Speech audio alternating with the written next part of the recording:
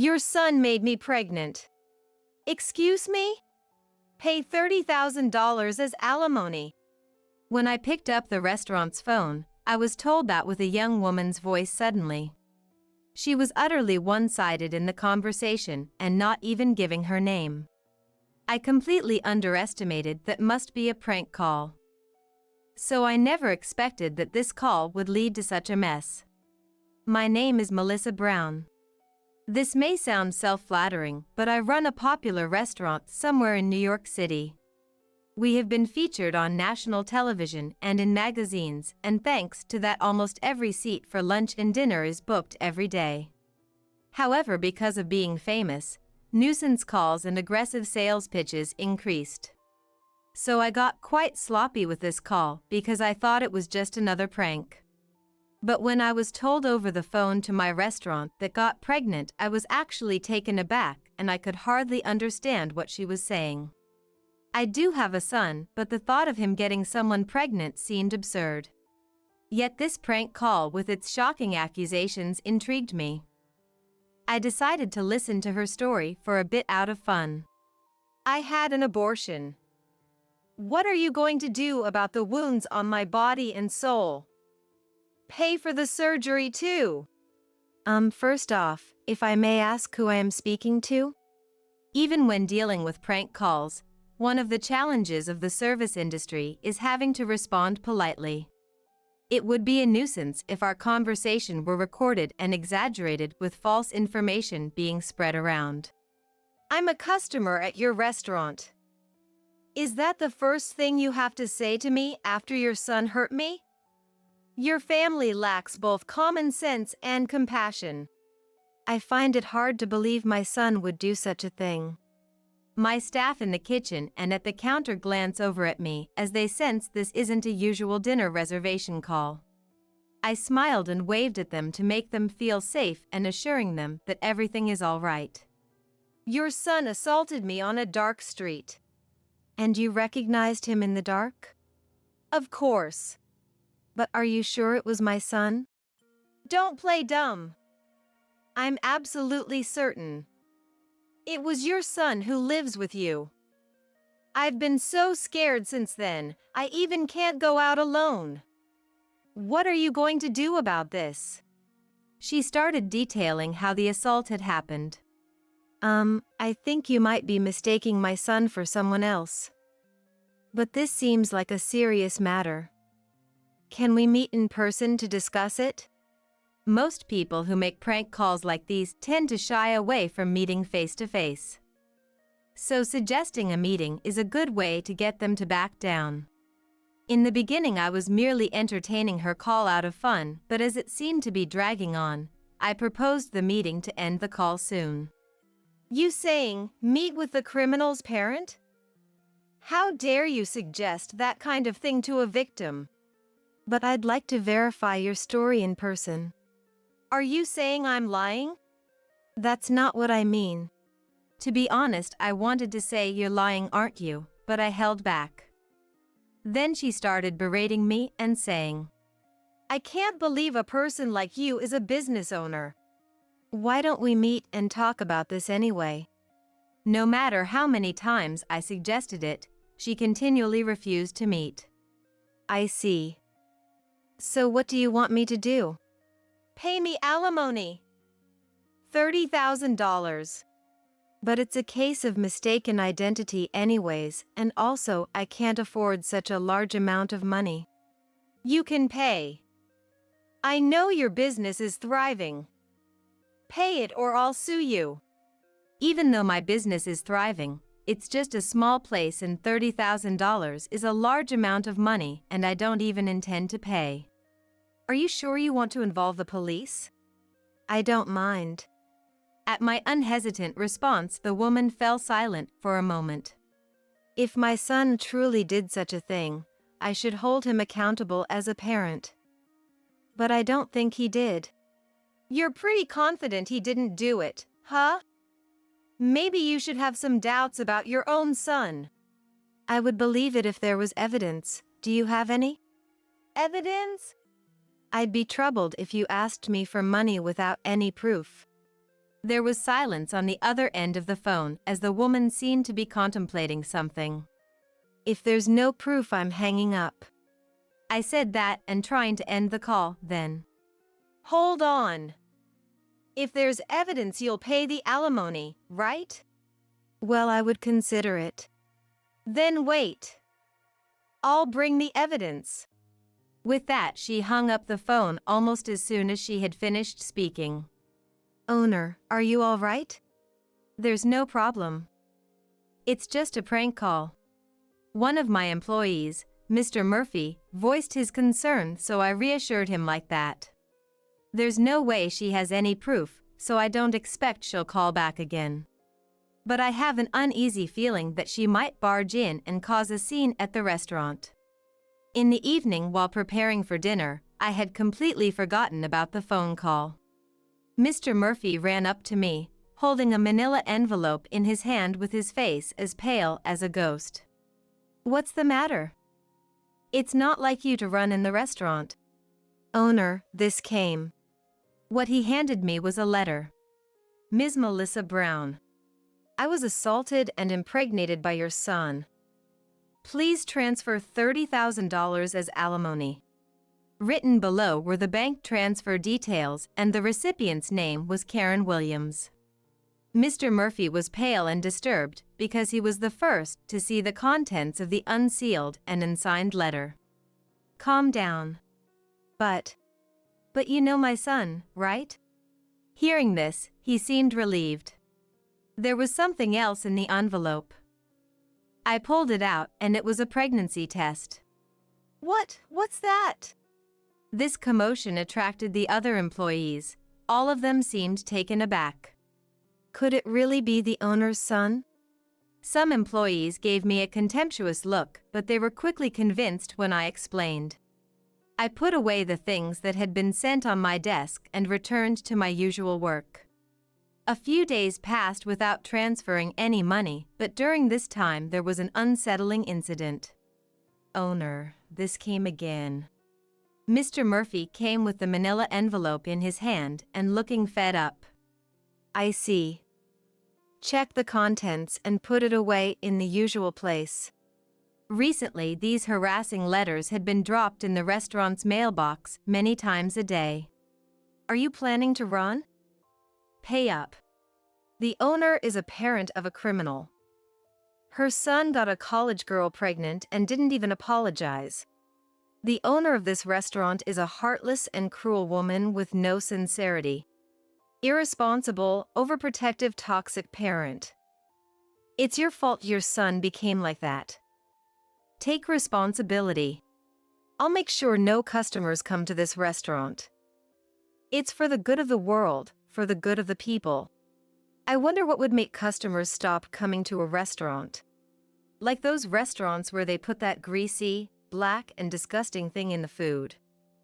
I wouldn't go there again, that's for sure." The content escalates progressively, and the last part is practically a threat. Thankfully, no claims have been made that anything is actually in our food. But the constant anxiety that we might be set up is exhausting. Amid all this, something caught my attention. Well, again, a vacant seat increased at lunch. The number of customers was just gradually decreasing. Yes, it's unusual. Today we even had 2 tables empty. My thoughts went out to the poor ingredients waiting to be prepared in the kitchen. "Owner!" I looked up at Mr. Murphy's call to see him heading my way with his laptop. "Look at this review site!" On the laptop screen, the latest reviews were filled with harsh, slanderous comments. Bad customer service. They don't listen to the customers. Especially the owner, who seems to be getting full of herself after appearing on TV and in magazines. The food is getting worse. The soup taste was way more plain than the last time I visited. I saw an employee drop a piece of meat before grilling and sneak it back. Every single day poor reviews were posted, causing our star rating to plummet. I realized that I was shaking with anger. It's unacceptable. Why should this restaurant, which we've worked so hard to build with the intention of pleasing our customers, be wounded by such baseless accusations? Are the preparations progressing? An unfamiliarly low and cold voice involuntarily slipped from my mouth. Yes, they're almost completed. Upon hearing Mr. Murphy's response, I couldn't help but smirk. It's been a week since we discovered the slanderous comments on the review site. Since then, the number of customers has continued to dwindle. When I stepped out into the dining area, Mr. Anderson, a regular, was sitting at the counter next to a young woman. Mr. Anderson, thank you as always. It's tough for you lately, Melissa. When I greeted him, Mr. Anderson offered me words of consolation. Well, this job is my lifeline. I smiled and replied. Mr. Anderson shook his head sympathetically then. You're strong. Especially considering your son's predicament. But don't lose hope. I'm on your side, Melissa. We'll support your son as he atones for his actions. What? I was taken aback and couldn't understand what he was talking about. Well, I noticed this place is quieter than usual, so I was wondering what happened. Then this young lady here kindly showed me a web page about this restaurant. With that, he gestured towards the pretty woman in her early 20s sitting next to him. I really feel for you. I love this place, so I thought I'd come here more often to help out in any way I can. Come to think of it, I recalled seeing this girl in the restaurant quite frequently recently. Excuse me, but what's written here is a misunderstanding. The regulars here were wondering why the place has been so empty recently. So I explained it to them. What? I doubted my own ears and trying to make sense of what she was saying. I mean, isn't it sad not to know the truth? Besides, I thought the owner would be happy to know that people like me and Mr. Anderson still come to this place. You've been spreading online rumors which we're not even sure of to our patrons? I unintentionally raised my voice, forgetting all about formality. Wow, it's scary. The internet says the owner is a terrible person and I thought it wasn't true. But it seems you really are like the parent of a man who assaulted women. I suggest that you should apologize if you think you did something wrong. She twisted away from me. Her movements were as if she expected me to punch her even though I had not raised a hand. Miss, that's not a nice way to talk. Melissa is probably tired from all the things happening. Mr. Anderson defended me, but that wasn't the point. I was about to explain that the fundamental issue was different than suddenly her bag fell from the back of her chair.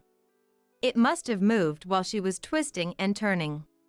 Despite my simmering rage towards her, my service industry instinct kicked in and I moved to pick up her bag. But then I saw it. Karen Williams. The name written on the student ID card that had fallen out stopped me in my tracks. No worries, I'll pick it up myself. She hurriedly got off her chair to pick up her bag and ID, but I got there first. Hey, give it back. But it wasn't a mistake. That name was the one on that letter with a pregnancy test, which wouldn't serve as evidence of anything. So it was you. I've been looking for you, Karen Williams. I must have swapped it with a friend's by mistake. I'm not Karen. Your face and the one on the ID are the same. Interesting. So you're a student at Central College. No, I'm telling you, you're mistaken. Beside her, who started being flustered, Mr. Anderson was clearly puzzled and having no idea what was going on. I'm going to sue you.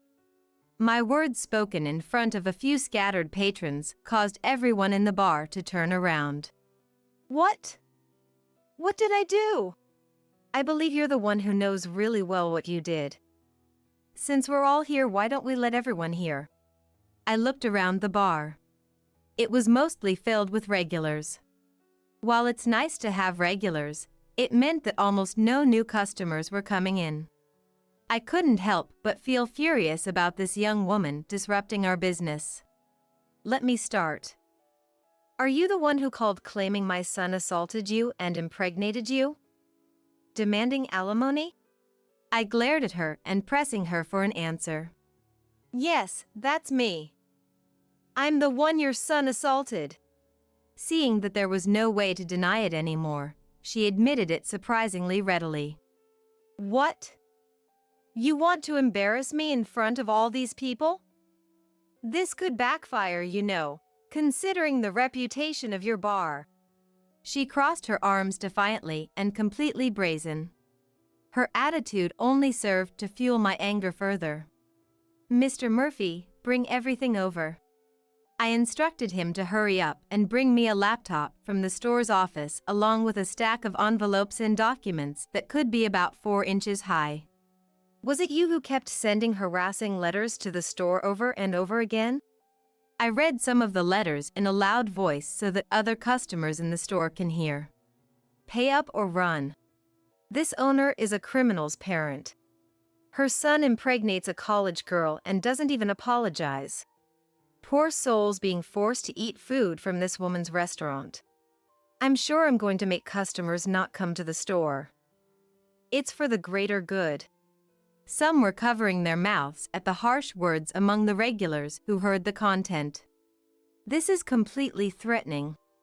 There's no evidence that I sent this letter. Maybe some outsider who heard the rumors sent it just for fun. As she was desperately making excuses, I silently opened my laptop and presented her with the screen of another review site. Some of you here may have seen this, the defamation on this review site. You did this too, right? I'm saying, where is the evidence? Are you all right in the head? Evidence, evidence. You seem to love evidence so much. Even though the one you presented is such a mess. I showed the first received letter and the pregnancy test to Mr. Anderson, who was nearby. This is the pregnancy test she brought as evidence. What do you think? Isn't this red line just a marker? Even my old eyes can see that. The customers who were listening started to buzz. But this might not prove that I was assaulted, but it doesn't prove that I'm wrong either. No matter what happens, she is insisting and shouting angrily that she is the victim. I was assaulted by your son. He said it himself. It's disrespectful to doubt that. The customers are whispering in hushed tones and seems not sure whom to believe. Since I, the victim, am saying it, it must be absolutely true. She started to cry as if to attract sympathy. Well, I'll prove it then. My son, he's 3 years old yet. Upon hearing this decisive fact, she let out a small "What?" as if deflated. My son may be a bit rambunctious and strong for a 3-year-old, but there's no way he could assault you. No way. I know you have a big son. You live together, right? I even have a picture. I heard you talking about dinner. Saying that, she pulled out her smartphone and showed a picture of what looked like a young man talking to me at the back door of the store. Oh, isn't that Taylor? See. You do have 2 sons. Perhaps regaining confidence from correctly naming the person in the photo, her tone increased. That's not correct. I immediately denied what she said. Then who is this person? Don't tell me he's your lover? Having an affair with a younger guy and then that guy impregnates a college girl, what a scandal. Not only is your store done for, but your marriage too. To her triumphant words, I revealed something. This person, this is my niece. Your niece? Yes, and actually it's a girl. I explained that my niece is tomboyish and is often mistaken for a boy even as an adult. She's a college student, and as she boards at my place, I ask her to cook dinner and pick up my son as a form of rent payment. If you need evidence, Want me to bring her in person for you to check?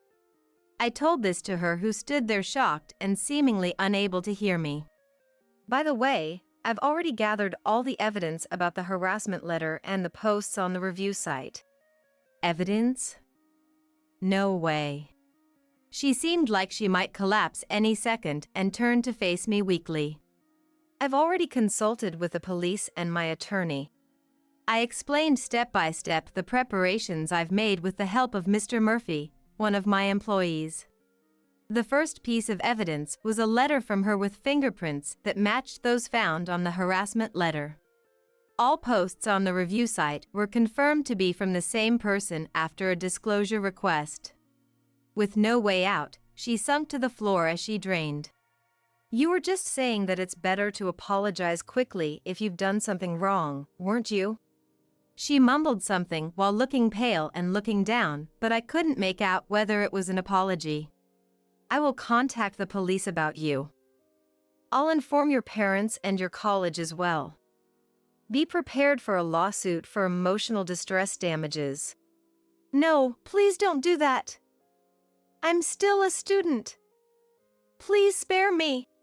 You may be a student, but you're an adult, over 18 years old. You will take responsibility for your actions. I can't handle that. Please stop.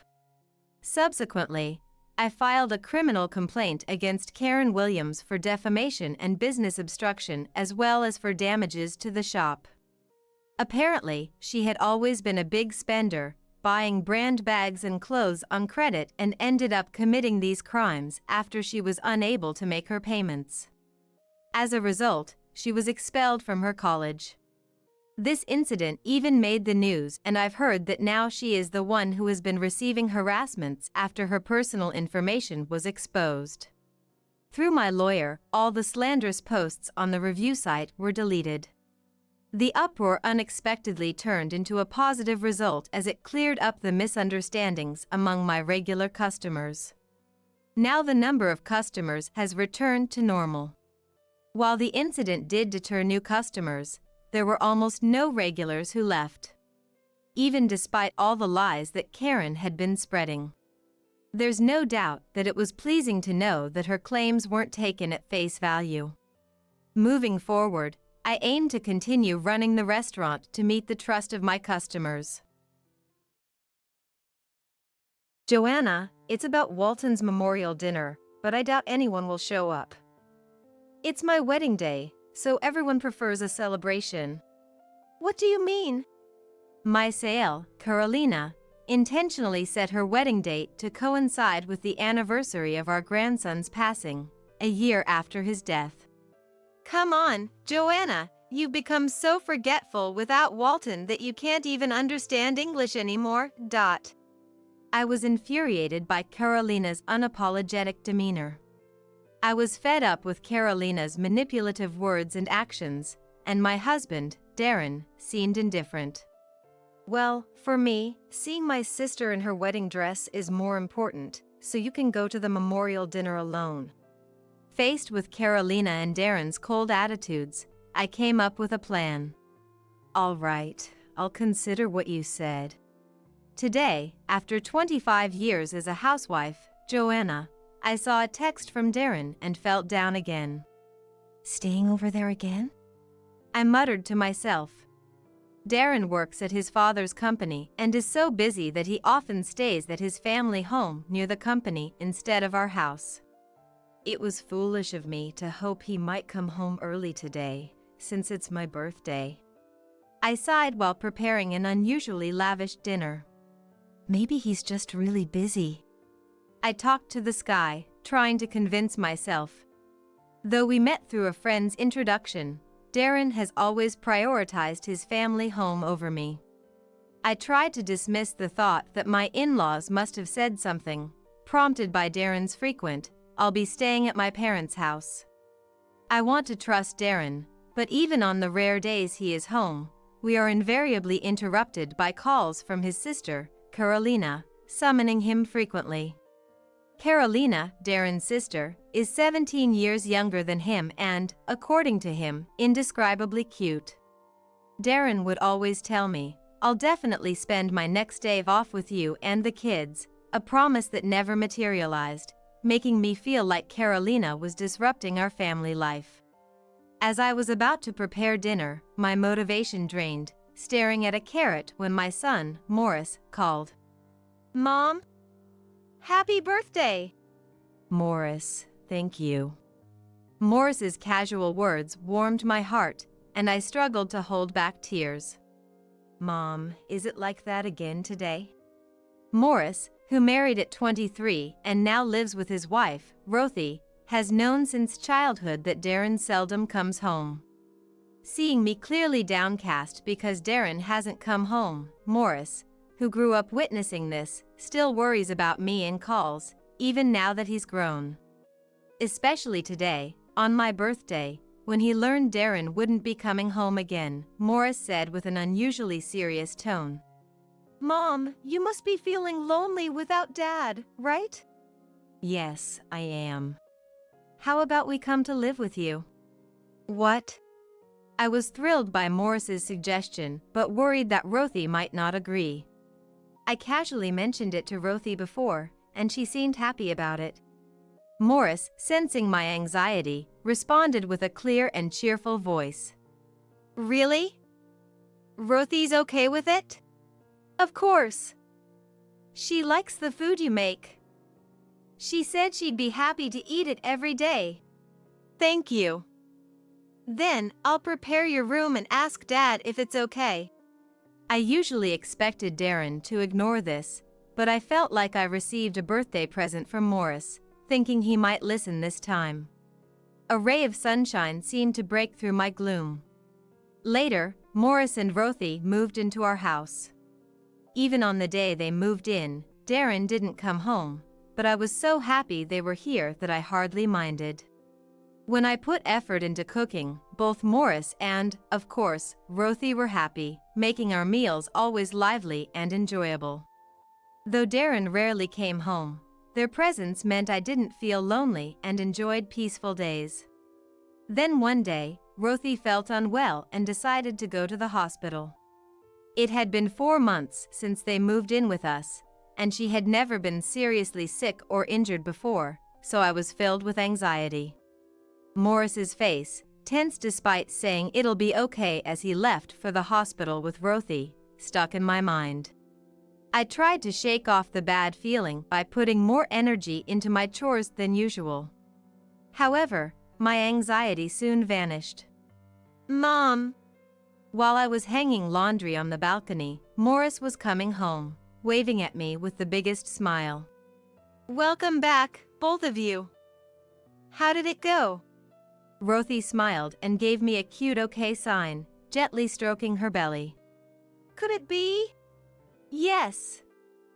I'm pregnant." "Wow. Congratulations." I felt so full of warmth and joy, as if every cell in my body was trembling with happiness. Leaving the laundry halfway done, I went out to them. "Mom, you came out for us?" "Of course, I'm thrilled just thinking about our first grandchild. I was told it would be difficult for me to get pregnant, so I'm really happy." Rothy lovingly placed her hand on her belly. "Rothy, congratulations. Feel free to lean on me as much as you need." "Thank you." From that day on, it was a whirlwind of activity. We had to gather everything needed for Rothy and the baby, organize the house, and there was plenty to do. Darren would occasionally join me for shopping, but inevitably, if Carolina called, he'd make excuses and head back to his family home, no matter where we were. Rothy's belly grew noticeably, but 3 months before her due date, something went wrong. "Rothy, are you okay?" Morris called out desperately, but seeing Rothy in so much pain, he decided to call an ambulance. Soon after, the ambulance arrived, and Rothy was carried away on a stretcher. "I'll go with Rothy, so could you, Mom, come later, please?" "Of course, I'll gather what's needed and take a taxi." Morris nodded briefly, then got into the ambulance with Rothy, heading to the hospital. "I need to hurry, too." I packed a bag with essentials for Rothy's imminent birth. I'll call Dad, see if I can get the day off work. Darren, standing worried, said something unusual, indicating his concern. Really? You can do that? Yeah. It's an emergency with our first grandchild, no time to work. Darren quickly made the call and was easily excused. While Darren was on the phone, I arranged a taxi and locked up the house. We arrived at the hospital, and heading to Morris, we heard, Rothy will have a cesarean section. What should I do? I'm really anxious. If you're not strong, Morris, Rothy will feel your anxiety. You're right. I'm going to be a dad. How long had it been since Rothy entered the operating room? The red in surgery sign seemed to loom for hours. It's taking a long time. Darren started shaking his knees intensely, almost as if to say he took off work for this.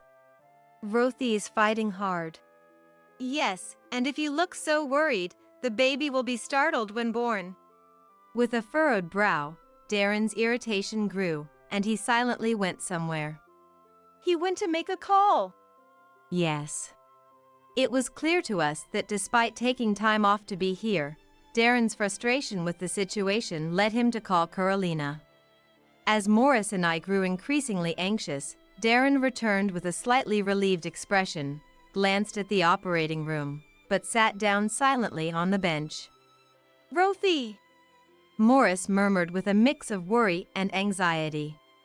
I'm worried about Rothy and the baby. It's been so long. Yes, I didn't have a cesarean, so I'm not sure. It's worrying. In the heavy atmosphere, the operating room door finally opened, and the doctor came out.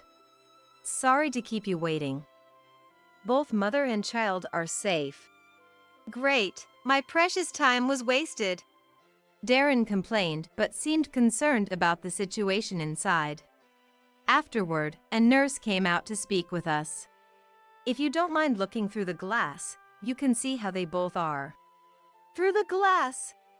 At Morris's puzzled voice, the nurse made a complicated face and led us over.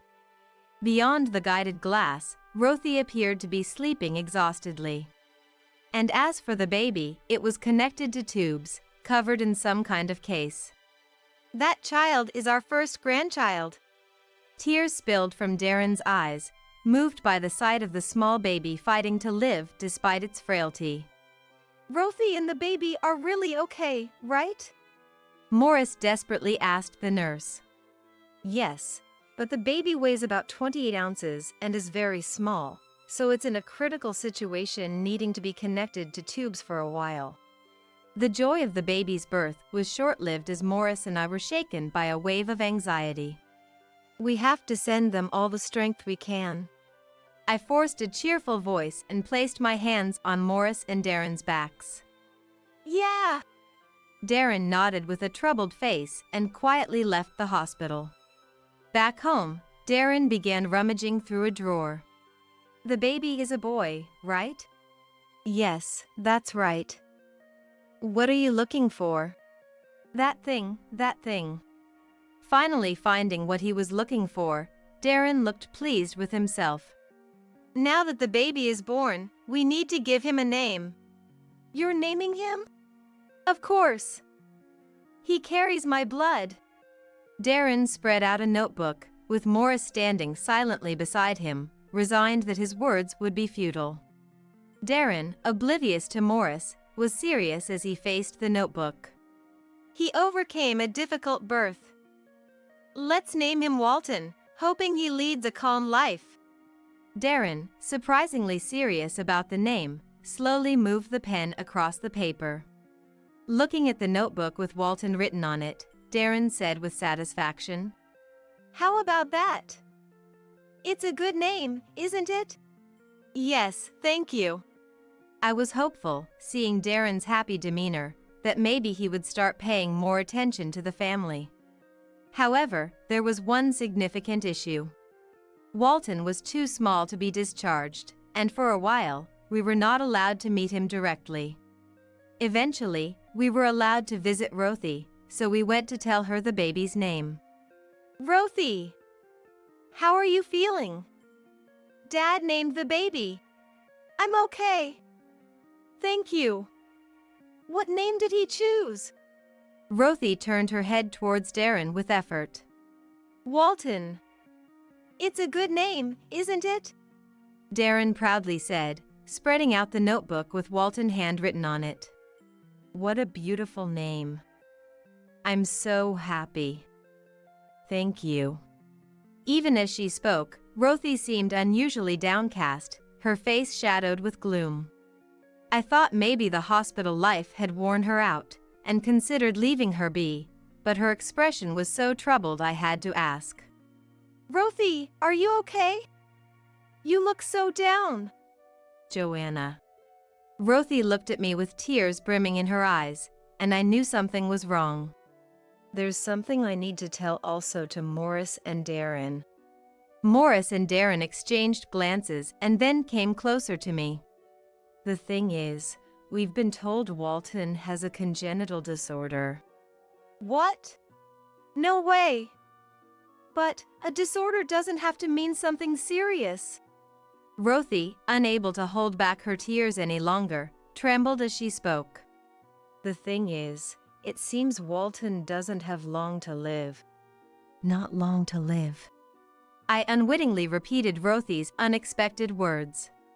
What do we do? A mix of fear and joy, sorrow, and happiness swirled together, creating a heavy atmosphere.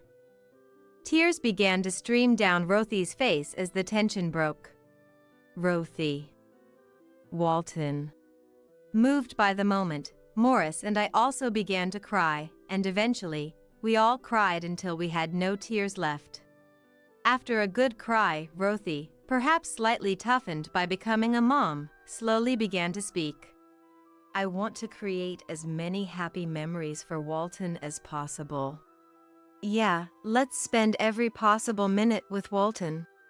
Rothy, feeling a bit better, nodded and smiled. Half a year later, Rothy and Walton were discharged and came home.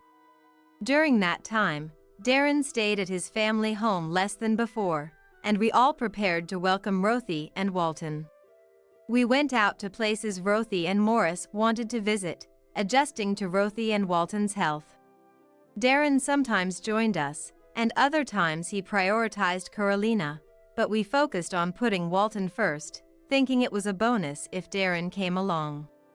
Walton, who couldn't speak yet but whose expressions became increasingly lively, was adorable, and we showered him with love. After Walton could no longer travel, we spent time walking, sunbathing in the park, and he was adored by our neighbors. However, the joyful time flew by, and Walton passed away at just 3 years old. Rothy, looking at the sky as if to see her son again, murmured, Walton, it was short, but I enjoyed our time together. Morris, too, looked up at the sky, tears rolling down his cheeks. I was filled with sorrow and didn't think I could move on quickly, but Darren soon returned to prioritizing Carolina and decreased his visits home. The days seemed colorless, as if a hole had been punched in my heart. Though we had no regrets for being there for Walton till the end, the emptiness was heavy. As days swiftly passed, we were soon approaching Walton's memorial dinner. It's almost time for Walton's memorial dinner. Rothy spoke to Walton's photo with a prayer in her heart. We should share lots of memories of Walton. That's a great idea. We need to invite the neighbors who loved Walton. As we talked, Darren, unusually at home on his day off, joined the conversation. When is it? Well, Walton's anniversary is next month on the 14th, so that's our first choice if the venue is available. I see. After confirming, Darren got ready and left the house. We exchanged puzzled glances, but Darren didn't return that day. The next day, I was busy arranging the memorial dinner, securing the venue, and ordering what we needed. I was about to call relatives and acquaintances when Carolina called. Joanna? It's Walton's memorial dinner, but I doubt anyone will show up. It's my wedding day, so everyone prefers a celebration. What do you mean? Come on, Joanna, have you become so forgetful without Walton that you can't even understand English anymore? Carolina was clearly mocking me. So, I'm having my wedding on Walton's anniversary. How do you even know the date? I asked, trying to keep my cool. Obviously, bro told me. My anger rose at Carolina's unapologetic attitude. Why would you do that? Whether it's his wife or grandson, I don't care. It's punishment for taking my bro away from me. He always spoils me, Carolina said bluntly and hung up unilaterally. I was left dumbfounded, holding the phone for a while. Then, Morris and Rothy came in. Mom, you look upset. What happened? Snapped back to reality by Morris's words, I hesitated to tell them about Carolina. Is it about Dad again? Just as Morris asked, looking into my face, Darren came back home, right on cue. Feeling a sense of duty, I immediately called out to Darren. We need to talk right now. What? Can't I have a moment of peace? Ignoring Darren's complaints, I got straight to the point. Carolina's wedding is on the same day as Walton's memorial dinner. What? No way. In front of a surprised Morris and a confused Rothy, Darren responded indifferently. Yeah, seeing my sister in her wedding dress is more important, so you can go to the memorial dinner by yourself. Dad, are you serious? Don't you care about Walton at all? Morris trembled with anger, and Rothy started crying from shock. Quite bold words towards your father. Naturally, as her brother, I'd rather celebrate my cute Carolina than mourn a child who won't come back. Darren began saying outrageous things, but an idea crossed my mind, and I forced myself to suppress my emotions to intervene in their conversation. All right, I'll consider what you said. Morris and Rothy looked at me with their mouths agape as if their jaws would drop, but I nodded reassuringly, and they seemed to understand. On the day of the wedding, we arrived at the hotel venue. Since we had proceeded with the memorial dinner plans without Darren, he assumed he'd be the only one attending the wedding and sat with the bride's side. We were in mourning attire, standing out a bit, but we weren't breaking any wedding rules, so we remained dignified. Huh? Darren looked puzzled to see us. Actually, we wanted to see Carolina in her wedding dress too. We missed the invitation, so we asked your parents. Figures, right? Despite his words, Darren seemed satisfied, smiling contentedly. As the wedding began, Carolina, dressed in a pure white wedding gown, entered the venue and was surprised to see us. However, she couldn't interrupt the ceremony, especially in front of so many guests, and couldn't say anything, glaring at us in a way unbecoming of a bride throughout the ceremony. The ceremony ended peacefully, and we were there as the bride and groom and their families bid farewell to the attendees. As we were saying goodbye, a person recognized Morris and Rothy, your Walton's parents, aren't you? Dr. Trenton. The person who approached us was Walton's attending physician, who of course knew that today was Walton's anniversary. We really appreciated everything you did. Rothy, Morris, and I hugged Dr. Trenton. No, Walton was very brave until the end. It's been exactly a year today. Dr. Trenton hinted something, but we quickly understood what he meant. The groom, Robert, noticing the last attendees weren't moving, came over. What's going on, Trenton? Robert. Trenton looked troubled, glancing between Robert and us.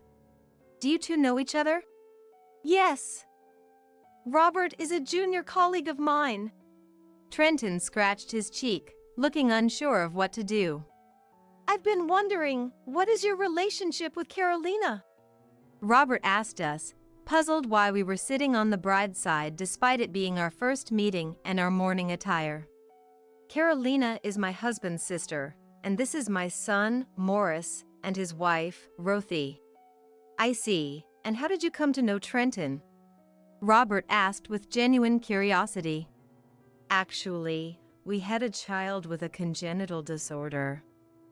Dr. Trenton took care of him. Rothy answered, and Trenton nodded solemnly. Walton, our child, passed away last year and went to heaven. I'm sorry to hear that. Today is Walton's anniversary, isn't it? Such an important day coincided. I answered clearly, thinking Trenton's point was very valid. The bride chose this day for her wedding, knowing it was Walton's anniversary. Carolina insisted on this day, saying she wanted it no matter what. Was that on purpose? She said she loved children. Robert looked incredulous, and after conveying something to Carolina and Darren, who were happily chatting, Carolina and Darren approached us with Robert. What's this? I was just getting compliments from Bro on how beautiful I look. Carolina snapped at Robert, oblivious to the tense atmosphere between us. You insisted on having the wedding today, right?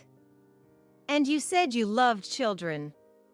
Yet, you knew it was Joanna's grandson's anniversary and still chose this day? Carolina's face went pale, but she desperately tried to cover up. I didn't know such a thing. It must be a coincidence, or you're lying. Carolina's behavior was suspicious. Darren nodded along, but Robert, faced with Trenton's and our denial, clenched his lips and raised his voice. Is that what a person does? Don't you know what's important? I'll have to reconsider the marriage. At Robert's declaration, Carolina's complexion grew even paler, and she started to rant as her lie was exposed. Why are you even here? It's all your fault. Weren't you supposed to be lonely at your memorial dinner? Carolina approached me with such force that I thought she might grab me, and continued her tirade. I'm the happy bride. It's absurd for you gloomy people to be here uninvited. Her loud voice echoed through the spacious venue, attracting the attention of Carolina and Darren's father, Owen, and mother, Teresa, who hurried over. I was the one who let Joanna and her family in. It was an apology for my foolish daughter and son's behavior that I asked them to attend. Dad, why would you do that? That's too much. Carolina screamed, her fury unabated. If you don't understand why, then we're done with you. Darren too. What? What did I do? I haven't done anything wrong, right?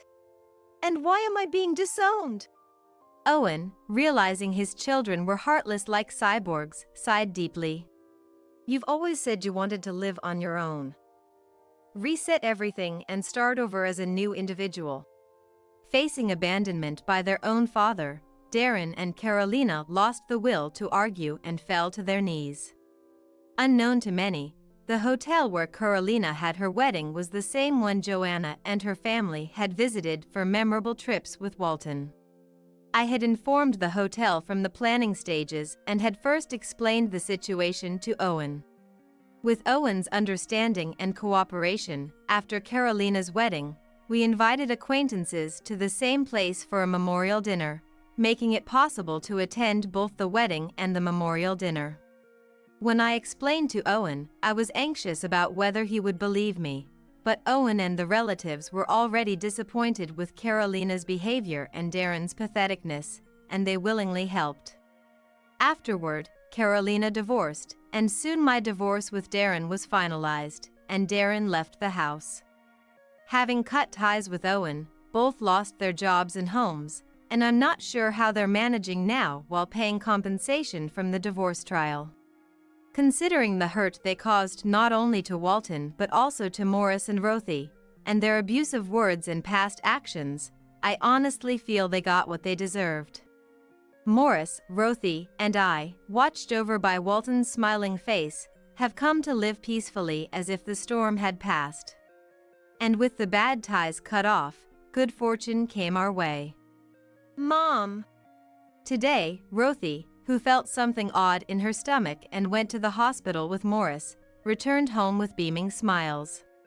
Actually, we're expecting our second baby. With my hands raised in joy, Morris and Rothy exchanged deeply moved glances. Soon, Walton will have a little brother. From now on, this car belongs to me and her.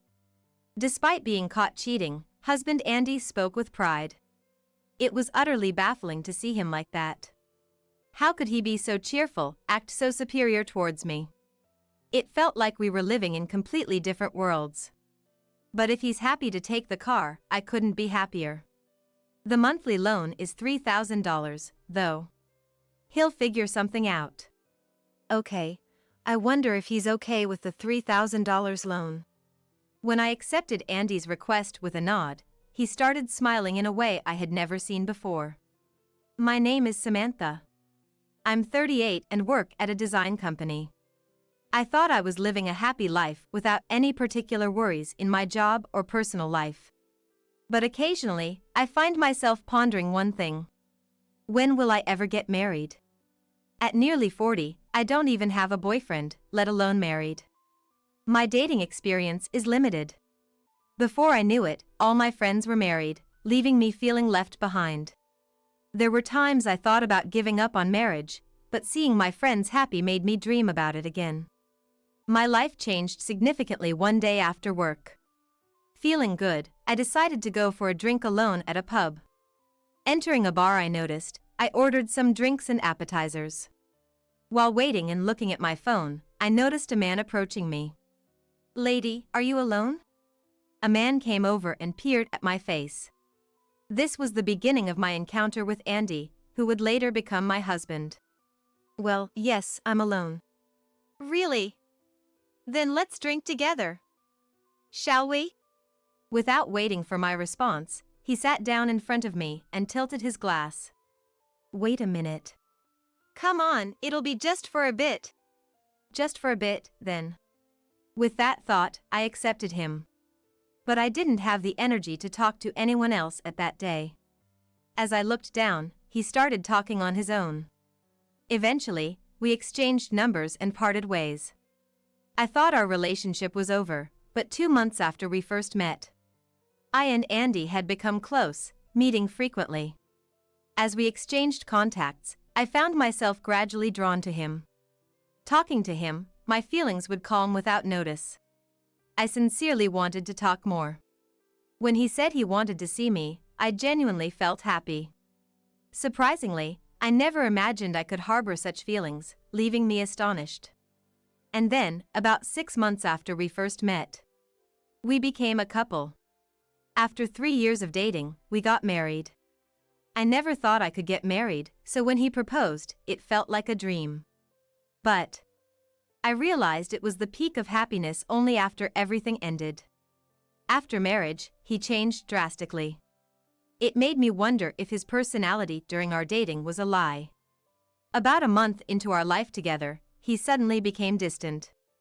No matter what I asked, whether he would be late coming home, or what he wanted for dinner, he would just respond with, yeah. A disinterested reply. "Hey, what's wrong lately? You seem down. Leave me alone." "It's none of your business." I wondered if he had come to dislike me. Seeing his attitude worsen day by day, my anxiety grew. Still, I was happy he came home. He would eat the dinner I made, and we still shared a bedroom. Somewhere in my mind, I believed he still had feelings for me. Maybe his current cold and harsh attitude was because he was tired. That's what I thought. However, a month into our diverging lives, the reasons of overtime and drinking parties made he come home late increasingly, and I found myself spending more time alone at home. I wasn't alone from morning to evening due to work, but coming home to no one was indescribably empty. "Alone again today." Looking at his messages, he said he had overtime again today. I was still thankful for the messages, but the increase in overtime and drinking parties right after getting married bothered me. Maybe I did something wrong. Disillusioned, perhaps he intentionally started avoiding coming home. I quietly placed the shopping bag down as I received a message from him. Gradually, he stopped coming home daily. We rented the slightly expensive rental property to start our new life together.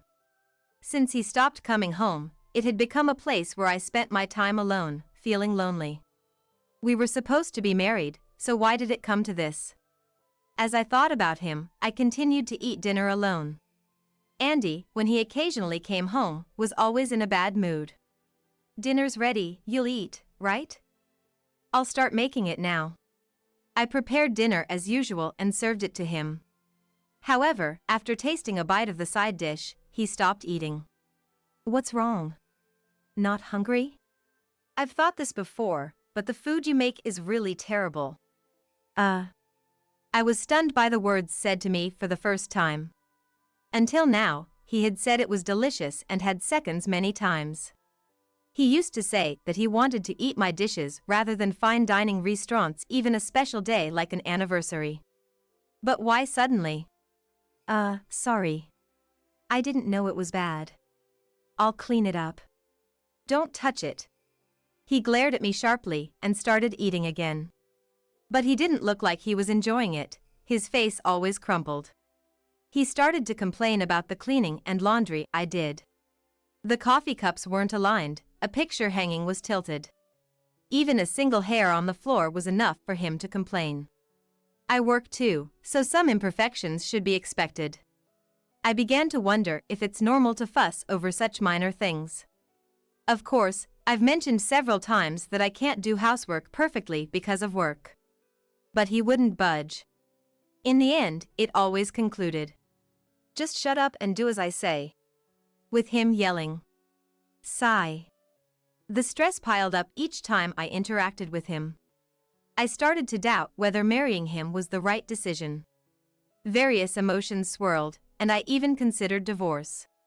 But the fact that I got married at this age, and thinking about the hassle of divorce proceedings, I couldn't bring myself to act. I thought I just had to endure it. Such thoughts had developed over time. But before we got married, I made a significant purchase. It was a luxury car from a well-known brand. Of course, I couldn't pay in full, so I took out a loan. I wasn't particularly into cars, but there was one model I had always dreamed of. I was happy to have it as an adult, and it motivated me at work. I drove it to work and received compliments from car-loving colleagues. Initially, Andy praised the car. "That's amazing. Good for you." That's what he said. But as his attitude changed, he began using the car without asking. It was inconvenient because I needed the car for work and shopping. It would have been acceptable if he didn't have a car, but he did. Yet, he preferred mine, which bothered me. Because of this, I had to use the bus for work and walk for shopping. I've addressed this issue with him. "Hey, could you stop using my car without asking? I need it too." "Come on, it doesn't matter." "It does matter to me." "Well, I don't care about you. You're managing with the bus, right? That's fine. I have reasons to use a car. Don't butt in." "Even though you have your own car?" "Your car is better. Just let me do it." He never listened and would end the conversation unilaterally. The bus fare added up, and walking home from the bus stop was exhausting after a long day at work. Shopping became more frequent since I couldn't carry heavy bags without the car, going from once a week to every other day. I considered borrowing his car. I asked, knowing it was a long shot. "That car is mine. There's no way you could handle it. Keep your jokes to a limit." I thought having two cars was unnecessary, but held back from saying anything to avoid angering him. But I couldn't just use it without permission. Slight change in the car's parking spot, seat, or steering wheel position would surely infuriate him. That's how he is, so it would be troublesome either way. If I were younger, I might have argued. But I no longer have the energy for that. Andy continued to not come home. He claimed he wasn't drinking because he was driving, but I noticed the scent of a perfume I didn't recognize. It wasn't long before I started suspecting he was having an affair. I had a hunch since the increase in his overtime and drinking outings. But I had neither solid evidence nor the money to hire a detective. I silently acknowledged his infidelity. He probably thinks I'm too dumb to notice his infidelity, believing he can do whatever because I'll just go along with anything. That must be what he's thinking. The marriage I had imagined was far too different from reality. I dreamed of a warmer, kinder relationship where we cared for each other, going on little trips on weekends, enjoying tourist spots. I dreamed of such a family. I thought I could achieve that with Andy, but it was impossible. It feels like this will be my life forever. I sighed and began preparing dinner for one. But then, one day, something happened that changed everything.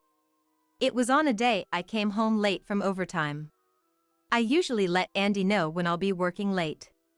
I did that day too, but I finished earlier than expected and came home. No reply from him. Probably, he wouldn't be home again today. Feeling down, I walked home, but something was different when I arrived. My car was there. Usually, he used to use my car, so only his car was supposed to be parked. It was unusual. Thinking this, I went to enter the house. But then I saw it. The car was slightly shaking. I should have just been inside the house, but I approached the car out of curiosity. I could hear voices inside. Andy and a woman's voice. I moved closer to hear the conversation. "Do you love me, Belle?" "Yes. I do." The woman's name seemed to be Belle. Listening in, I heard a conversation I had expected but wished not to hear. "I want a divorce soon. I want to marry Belle. I'm happy. How have things been with your wife lately?" "We don't talk. I don't want to. Why did I even marry her? I'm always with Belle, so there's no real conversation, right?" "That makes sense." I felt ridiculed. My heart ached, and I felt indescribably sad. I didn't want to hear any more. I quietly stood up and was about to enter the house when my bag hit the car and made a noise. Too late, I realized my mistake. Andy peeked out from the driver's seat, seeing me. "Ah. You. Why are you here?" You let your wife hear this. This is the worst." Andy got out and confronted me. "You said you had overtime today, right? Why are you back so early? Overtime means later, right? Did you lie to me?" "I didn't lie. I really had overtime. But it seems like, whenever I say I have overtime, you do this?" I hoped he would falter at my accusation, but having been caught with Belle, he seemed resigned. "Yeah. So what? Is it so bad?" "It is bad. We're married, you know. What you're doing is cheating. And, how dare you use my car to see another woman?" "So what? I'm using it now." Andy showed no remorse. Then he said something astonishing. "This car is now ours." I was speechless. My saying my car probably prompted his bold statement. But then, something inside me broke. I'd gladly hand over the car, including its loan. Okay, the loan is $3,000 a month though, hope that's okay. I was paying a $3,000 monthly loan. It was a bit of a stretch, but I thought I could manage with my current income. Paying the loan for the car which he was using seemed absurd. "But you'll have to pay the loan." "What? Why? You keep paying it." "Why don't you want to pay? Can't afford it? With your own car and rent, you can't, can you?" Provoking him, he became even angrier. "What do you mean I can't afford it?" "Fine, I'll pay." He was probably underestimating the amount because I had been paying it. Later, I transferred the loan and ownership of the car to Andy. During the loan process, I was handed a document detailing the loan by the agent, but there was no particular surprise at the amount mentioned. Whether Andy could really afford the $3,000 or had not thoroughly reviewed the document was unclear. He seemed solely focused on finishing the procedure quickly. After the procedure was completed, the process moved on to divorce. This time, due to infidelity, I hired the lawyer and chose a collaborative divorce. I told the lawyer about submitting the dashcam footage from the day the affair was discovered, seeking divorce and compensation. The lawyer gladly took on the case, and after weeks of preparation, the day to settle things with Andy finally arrived. Andy was visibly angry, and Belle was sitting next to him, looking defiant. Despite being told multiple times that hiring a lawyer was overkill, I couldn't disagree more. As the discussion progressed, it was revealed how they met and who Belle was in the first place. Apparently, she is the daughter of an executive at the company where Andy works. She also worked in the same company, same department, and they were acquainted. Of course, Andy knew she was the executive's daughter when they became involved. While he was at fault for initiating, she, knowing he was married and still engaging, was also to blame. I demanded a divorce and compensation from Andy. He said, perhaps out of stubbornness.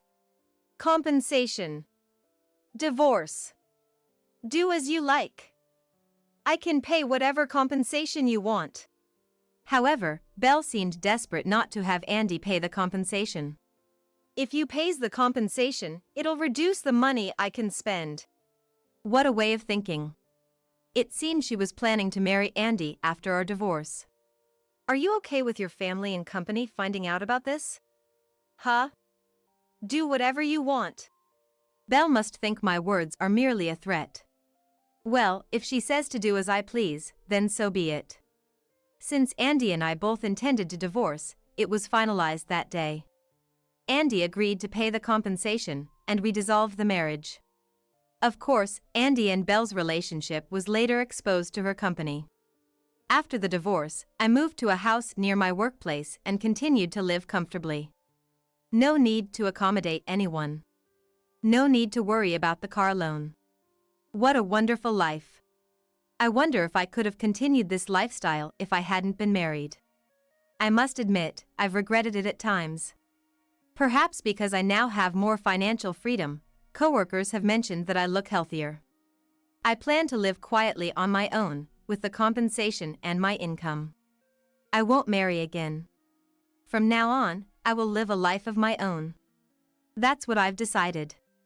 However, about 3 months after the divorce, suddenly, I received a call from Andy. What could he possibly want now? Though I found it annoying, I answered the phone. Hello, yes? Hey! It's not hello! What's going on? What's this about a red envelope? A red envelope? Perhaps it was a reminder or a demand notice. Calm down. What do you want? Like I said, what's this about the red envelope? When I opened it, it said I need to pay for the car loan. And, wait, were you paying $3,000 a month? I didn't know about that. Not know? I should have mentioned the amount when we transferred the loan and ownership. It's strange you didn't know. What? You didn't look at the amount because I was paying it effortlessly? You can't expect me to have thought it was $3,000. Hey! Can't you change it back so you're paying it now? Such a convenient man.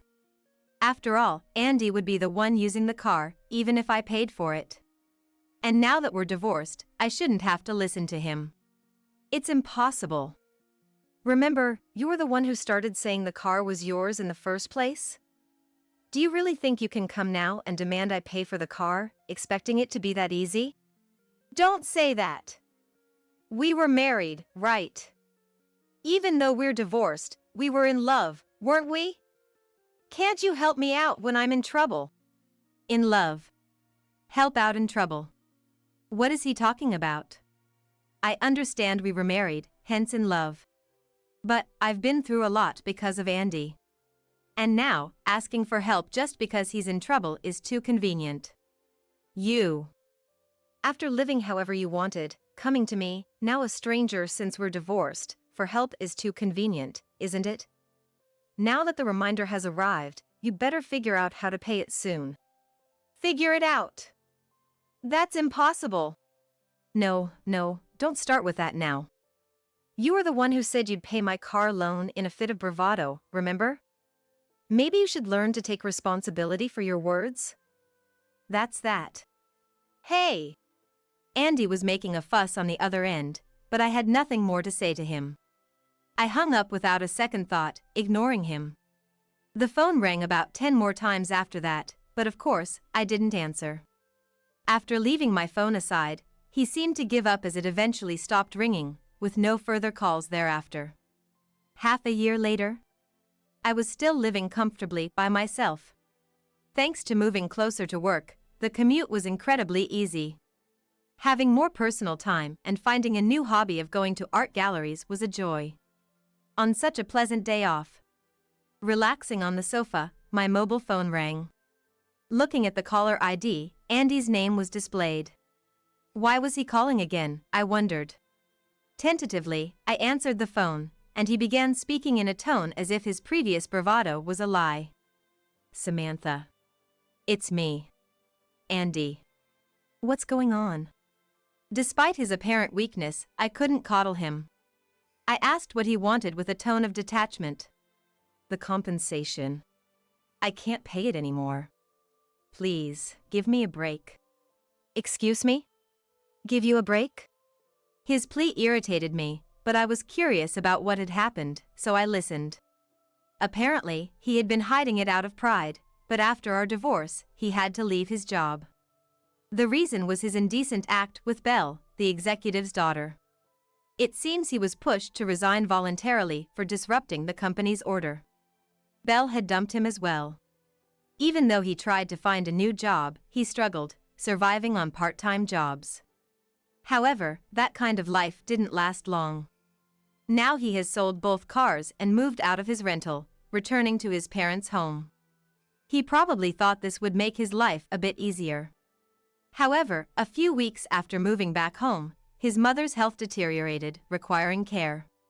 With his father being elderly, Andy had no choice but to take on the caregiving duties while also working.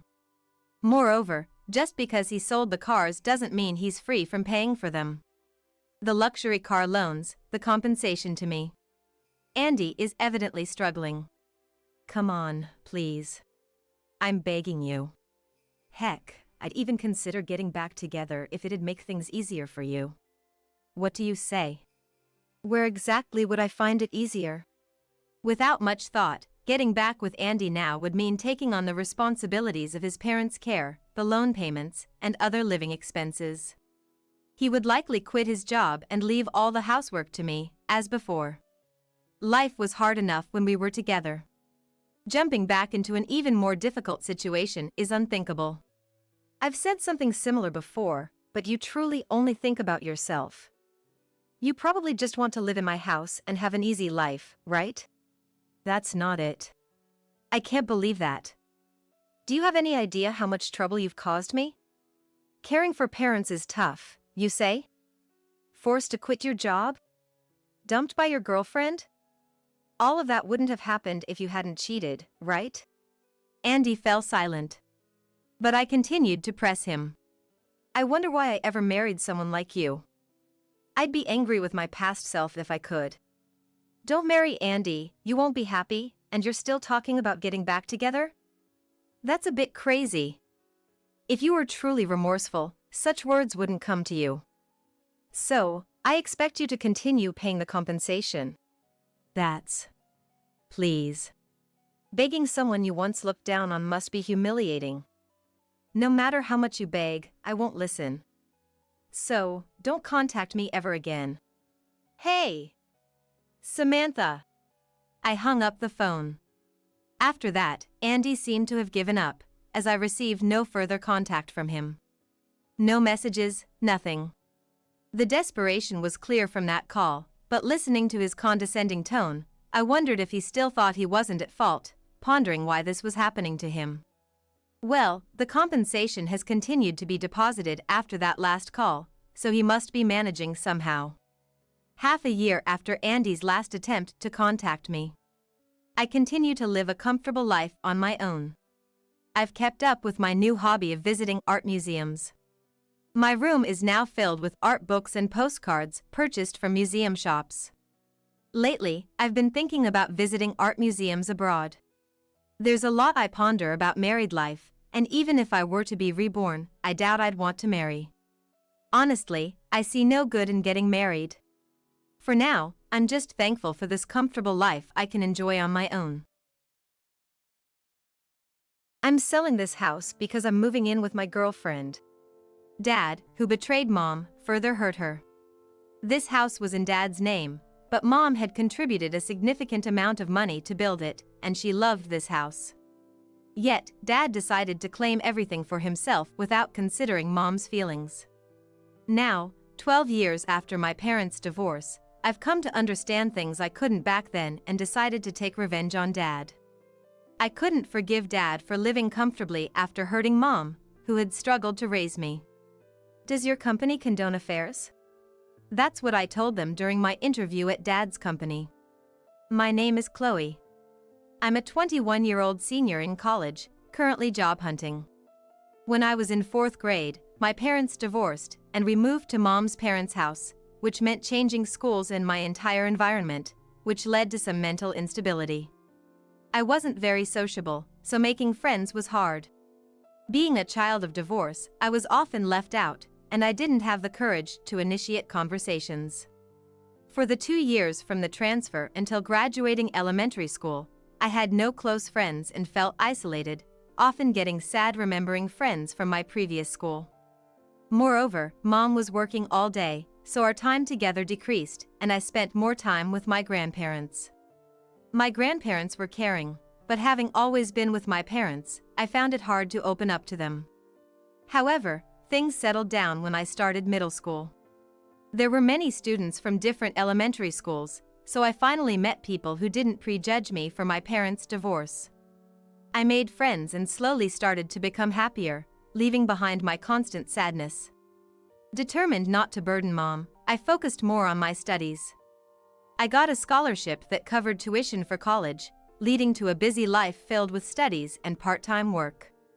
I wanted to make Mom's life peaceful and happy, so even in my busy life, I felt fulfilled. I've become more sociable than before, but the trauma from my past still lingers. Until 4th grade, when my parents divorced, I lived a normal life with both Mom and Dad. I was a shy child, so even though I had friends, I mostly spent weekends with my family. I think I was a child who loved my parents dearly.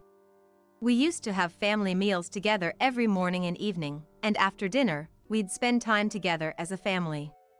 But then Dad started coming home late from work, and there were nights he wouldn't return before I went to bed. Dad was already in a managerial position then, and Mom told me he couldn't come home because of the responsibilities and overtime. Even though I felt lonely, I understood that it was Dad's job that provided for our current lifestyle. So I hoped Dad would be able to finish work earlier. This routine continued until one night, I woke up and heard my parents arguing. This was something that had never happened before, and curiosity overcame my anxiety. I cautiously approached to see what was happening. Dad, angry and carrying his belongings, stormed out of the living room. "Enough! I'd rather be with my girlfriend than you. We're getting a divorce." Mom started crying at his words, but Dad ignored her and headed for the front door. "Dad!" Knowing what divorce meant, I feared I'd never see Dad again, so I ran after him and clung to him, hoping the kind Dad who used to play with me would stop. "Get out of my way!" But Dad, who had never been rough with me before, glanced at me coldly and shook me off without hesitation.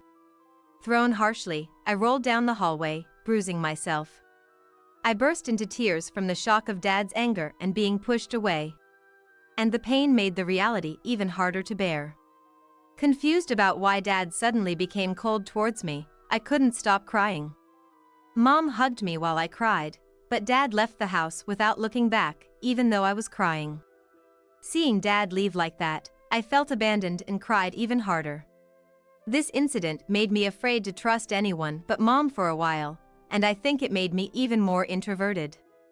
Dad never returned after that, and we continued living in the house, but a few days later, he came back. I briefly hoped we could be a family again, but that hope was quickly shattered. I'm selling this house because I'm moving in with my girlfriend. Get out. Dad showed Mom some documents. I remember this house being built when I was in first grade. Mom was delighted to have our own home. I was sure they had built it together. So Mom protested Dad selling the house on his own, but since it was in his name, she had to give up. Thus, Mom and I were forced to move to her parents' house. As a child, I was not privy to the dealings between Mom and Dad that followed. However, I often wondered why Mom worked so hard, even though she probably should be receiving compensation and child support. I assumed part of her effort was for my sake, but I thought we would have more financial leeway if Dad had been paying child support. Curious, I asked my grandparents about it during high school. I thought Mom wouldn't want to tell me, and it must have been a painful topic for her too, so I couldn't ask her. According to my grandparents, it seemed Dad had fled without paying any alimony or child support. Mom had contacted him numerous times about the missing payments, but after he became unreachable, she decided to prioritize our future and let it go. As I suspected, their divorce was due to Dad's infidelity, confirming that he had betrayed our family. Hearing this from my grandparents, I understood why Mom worked so hard and felt a surge of anger towards Dad. Mom, it seemed, had given up pursuing Dad further and hadn't even tried to find his address to urge him to pay for alimony or child support. Though I was angry with Dad, who didn't seem to have much remorse, my desire to ease Mom's burdens quickly overshadowed it. I wanted to make sure Mom, who always prioritizes me over herself and is busy from morning till night, could have some time to relax. I've always thought that Mom should take more care of herself. Using my anger towards Dad as motivation, I doubled down on my studies, aiming to land a good job to assist Mom. The thought of Dad living carefree was frustrating, but I tried not to dwell on it, focusing instead on our current life, just like Mom. As a university student beginning to think about job hunting, I was organizing our storage to create a better resume. I hoped to recall past experiences for my self-promotion. While sorting through storage, I found letters from friends before I transferred schools in elementary, immersing myself in memories.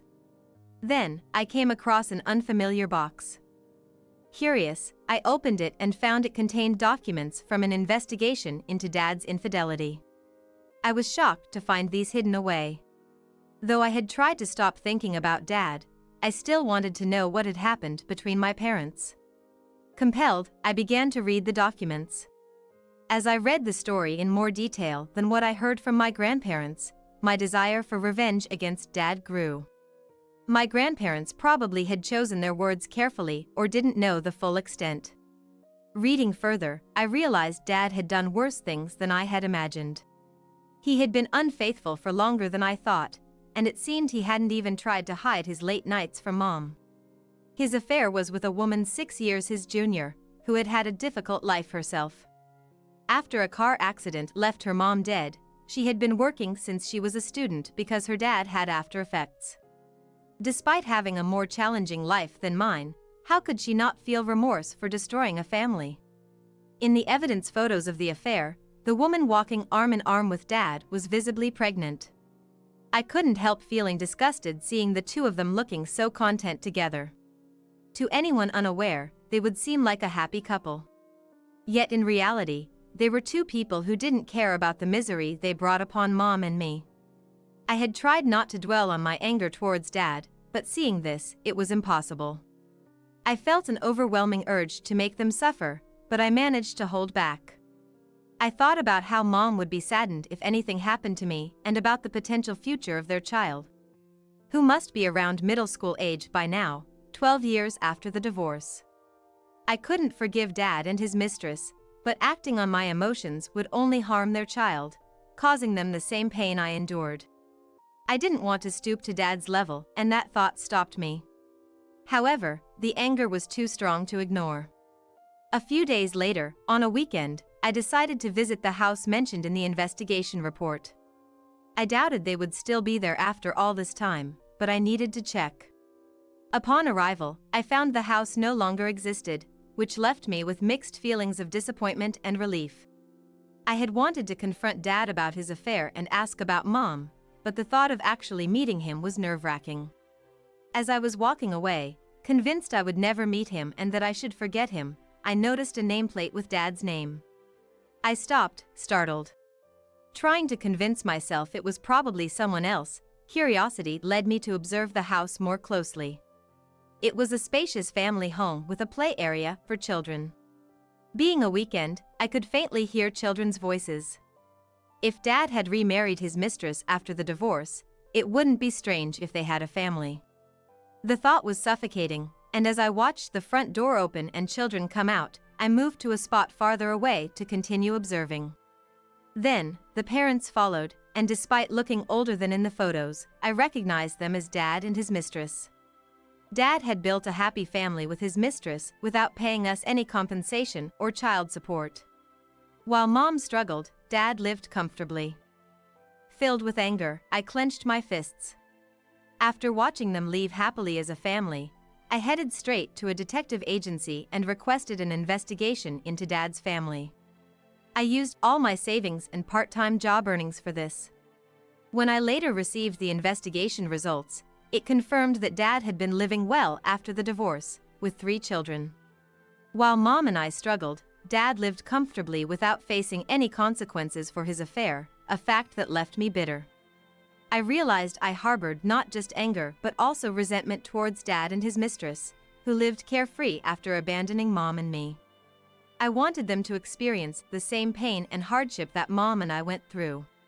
However, recognizing that even though they were the worst, their children were innocent, I wanted to speak with them at least once, more for my peace of mind than for revenge. So, calming myself for a composed conversation, I decided to visit after school. Dad would be at work and the kids at school, leaving his housewife mistress, Abigail, at home. What was she thinking, having an affair with a married man and now living happily with him? With questions and things I wanted to say, I went to their house on a day school ended in the morning and rang the doorbell. As expected, Abigail answered. "Yes, how can I help you?" Her normal response irritated me, and I blurted out, "How can you live normally after stealing Dad from Mom and me and breaking up our family?" It seemed I wasn't as calm as I thought, speaking sharply without realizing. "What? What are you talking about?" She seemed quite dubious, possibly on guard because of the sudden question. Perhaps for her, an affair was something that could be easily forgotten. This thought made my chest tighten. Amazed at how she could pretend not to know, I explained everything about my relationship with Dad and what happened 12 years ago. I broke into tears recalling the past, but once I finished, I looked at her for a reaction. The truth I learned then solidified my resolve for revenge. Some time later, I went for a job interview. With good grades and active involvement in various activities, I had many strong points. I usually passed the document screening without issues, and this time, as I faced the interviewers, it seemed like I had already left a favorable impression again. 3 interviewers questioned me while reviewing my documents. Thanks to my preparation, I answered smoothly, and the interviewers' cheerful expression and impressed attitude made me feel quite confident. At the end, when they said I could ask any questions I had, I decided to ask something I had been wanting to know. Does your company condone affairs? What actions would be taken if an affair occurs? My question surprised the interviewers, leaving them momentarily speechless. After a pause, they said they hadn't encountered such a situation but would probably impose some penalty. And when asked why I was inquiring about this, I explained the whole situation. My father, who abandoned my mother through infidelity, works here and is currently having an affair within the company. One interviewer, visibly upset, slammed the table and stood up angrily. Are you joking? How dare you come here and lie in such a manner? This is outrageous. I immediately retorted. Please don't shout just because I hit a nerve, Dad. I had actually known that Dad worked in this company and that he was involved in interviews as personnel. Therefore, I purposely attended this interview to expose Dad's actions.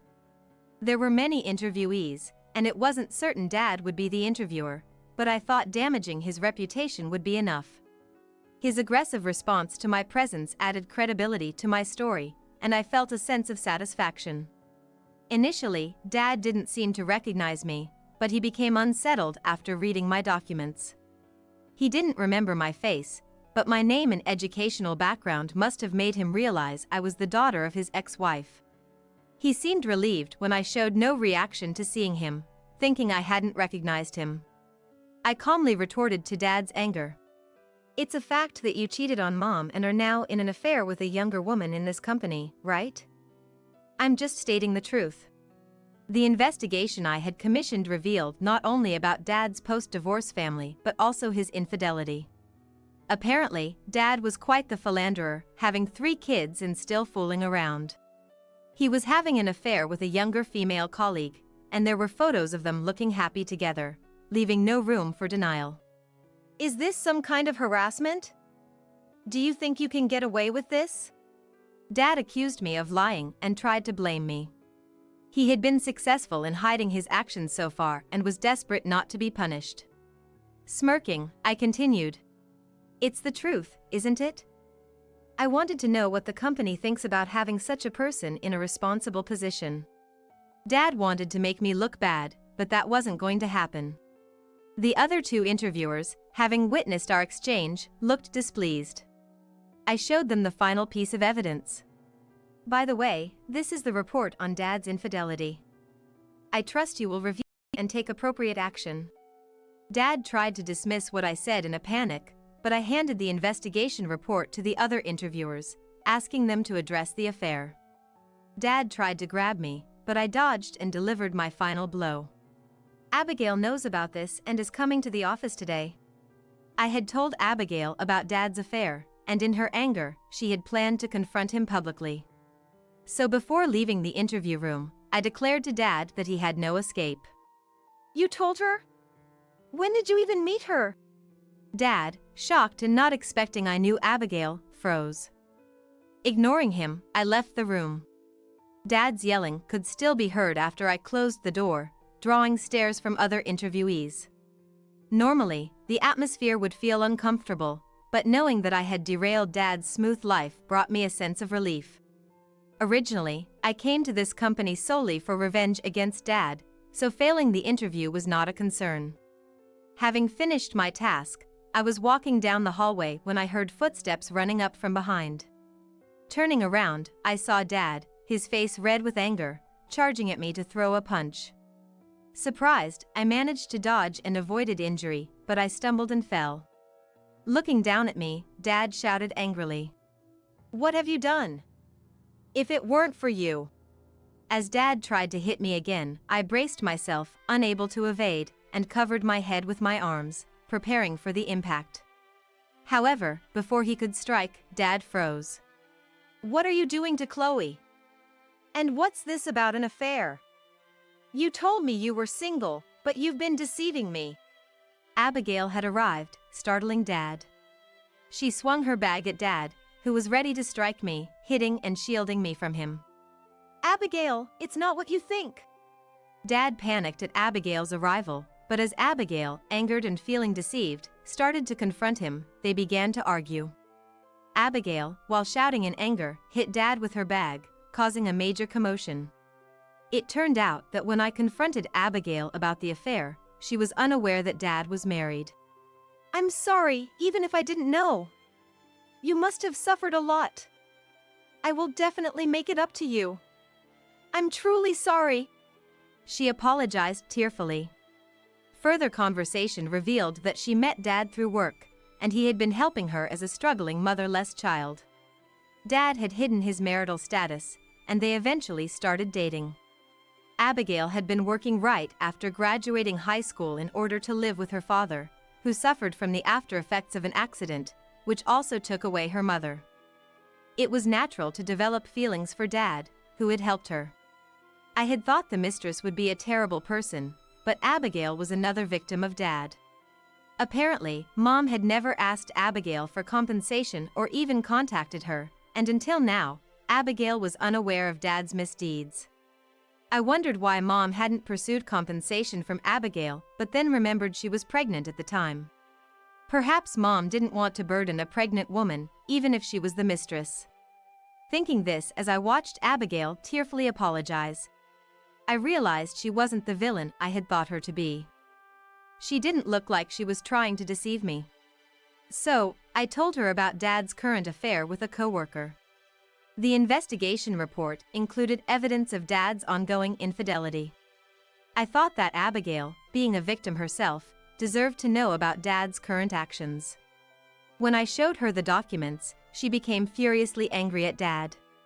He lied about being single, married me, and now this? What kind of person is he? I will never forgive him. Her anger towards Dad, the betrayer, ran deep, and together we decided to take revenge on him.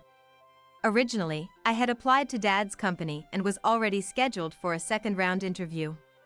So, on the day of the interview, Abigail and I had planned to go to the company and publicly denounce Dad. The two caused quite a scene in the company hallway, with other male employees restraining Dad and security arriving. I took Abigail's hand and led her out of the company after the commotion. Many people had gathered around due to the noise.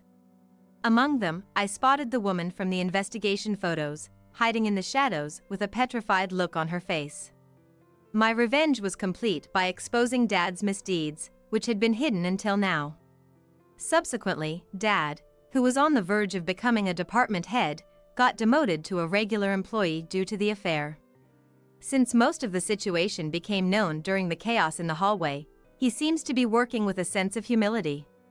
He used to have a reputation as a family-oriented and capable supervisor, but when Dad's bad deeds became known within the company, he was branded the worst man and was treated coldly. The woman Dad had an affair with apparently quietly resigned from the company.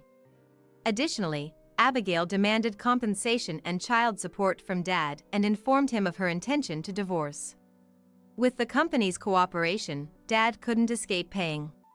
During the divorce mediation, Abigail discovered that Dad had not paid any compensation or child support to my mom, and also learned of his gambling habits in addition to spending money for his lover. Though he claimed it was occasional, he had been deceitfully spending family savings on gambling. Abigail, further enraged by these revelations, successfully demanded a higher amount of compensation and child support from Dad. Dad tried to deceive until the very end and was very reluctant about the divorce and compensation, so the mediation didn't end quickly. But Abigail persistently questioned Dad, and the commotion became known even to those outside the company who were unaware of the chaos at the office. Consequently, acquaintances of Dad who were unaware of the situation gradually distanced themselves from him. Dad became completely isolated as a result. After the divorce, Abigail offered me a part of the compensation as an apology.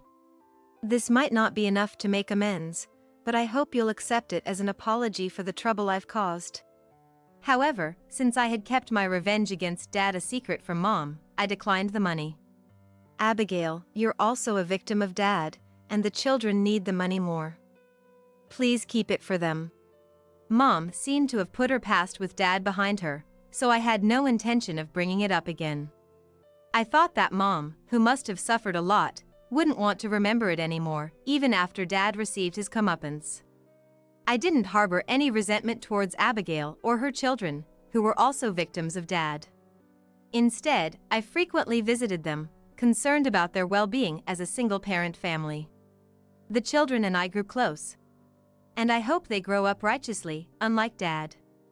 Getting to know Abigail better, I realized she was naturally calm and not the type to raise her voice. The stark contrast to the woman who had fiercely confronted Dad in the company made me reconsider Mom's strength during the divorce. Later, I successfully got a job at my preferred company and shared the news with Mom, who was overjoyed at my growth. Seeing her happiness made me feel content. And without the shadow of Dad, I truly relished the moment. Determined to reduce Mom's burden, I geared up for my new job. I may never forgive Dad for his actions, but he's already received his just desserts. Now, I want to live happily, not worrying about Dad anymore. Lazy good-for-nothings who don't do housework or cook deserves a divorce. I'll demand $80,000 in compensation." Looking down at me lying in bed, Alexander suddenly blurted that out. Just when I thought he had come home, he's talking about divorce. Calling me useless for not doing housework or cooking. And claiming $80,000 in divorce compensation is absurd. Despite the fact that I've fallen ill due to the stress from Alexander. I had reached my limit with Alexander's unbearable treatment. But my body wouldn't move as I wished, and I couldn't even get up. I didn't want to let things go Alexander's way. With that determination, I forced a smile while still lying down. "Fine by me." Alexander, not expecting me to agree to the divorce so easily, had a look of shock spread across his face. There's no turning back now. I'll make him regret all the times he's belittled me. My name is Amelia. I work at an IT company and I am turning 38 this year. Most of my work is remote and my days are busy but fulfilling. There are tough times, but it's a rewarding job. My friends from my student days often say, "It's amazing you can work so hard." It felt good to be respected for being so dedicated to my work. 2 years ago, I even started a family. I married my husband, Alexander. I met Alexander 4 years ago at a busy restaurant downtown, out for dinner with friends. As we were leaving the restaurant and walking. "Excuse me." I was approached from behind. I turned to see who it was. The man wore a shirt and a jacket, the epitome of a capable office worker. "You left this at the restaurant," he said, handing over a mobile phone. Which to my surprise was undoubtedly mine. "I'm sorry, thank you so much." "No problem, glad I made it in time." "Hey, would you like to go to a pub with me?" Alexander, relieved to have returned the phone, unexpectedly invited me out. Surprised again, I glanced at my friends who were about to part ways. They gave me a go-ahead smile as if saying, "Please go." "If you are okay with me, sure." Actually, I had messed up at work that day and still wanted to talk more. My friend had a date with her boyfriend and couldn't stay out late, so Alexander's invitation was perfect timing. After parting with my friend, I went to a nearby pub with Alexander. That was the beginning with my now husband, Alexander. At the pub, we shared work frustrations and quickly hit it off, feeling as comfortable as if we were old friends. When we left, Alexander asked for my contact. And we started seeing each other, leading to marriage 2 years later. It was surprisingly smooth, even astonishing to me. Considering my focus had always been on work, I was lucky to even get married. That's what I thought at the time. "Amelia, get me some beer," asked Alexander, lounging on the sofa and fiddling with his phone in the living room. I sighed yet again. How many times has it been? I've lost count. It's been 2 years since I married Alexander, and I'm nearing my limit with his sloppiness. Alexander, who works at a well-known bank, always boasts about being an elite and claims that people working at the bank are the most important. I had no idea before marrying that he thought so highly of himself. I knew he was proud of his work, but being constantly reminded is exhausting. "I'm tired of getting it for you. I'm busy, get it yourself." I was working and couldn't cater to Alexander's request, so I refused. Then Alexander, scratching the back of his head, said in annoyance, "You call remote work busy? I had all sorts of tasks at the office today and I'm exhausted." He scolded. "Just because it's remote work doesn't mean it's easy." Even when I retorted, he would shoot back at me with sarcasm. "Anyone can say that. You can take breaks whenever you want." I got tired of arguing back and silently stood up from my chair and reluctantly went shopping. Here, I bought the beer. Alexander didn't thank me for shopping, nor did he pay for it, just silently taking the beer. Then he was absorbed in his phone again. This is more like master and servant than husband and wife. Why did Alexander marry me? No, why did I marry Alexander? I sighed. It goes without saying that Alexander left all the household chores to me and did none himself. As a dual-income couple, I once suggested we share the chores. Share the chores? Don't joke. You're always home, Amelia. It's only natural for you to do them.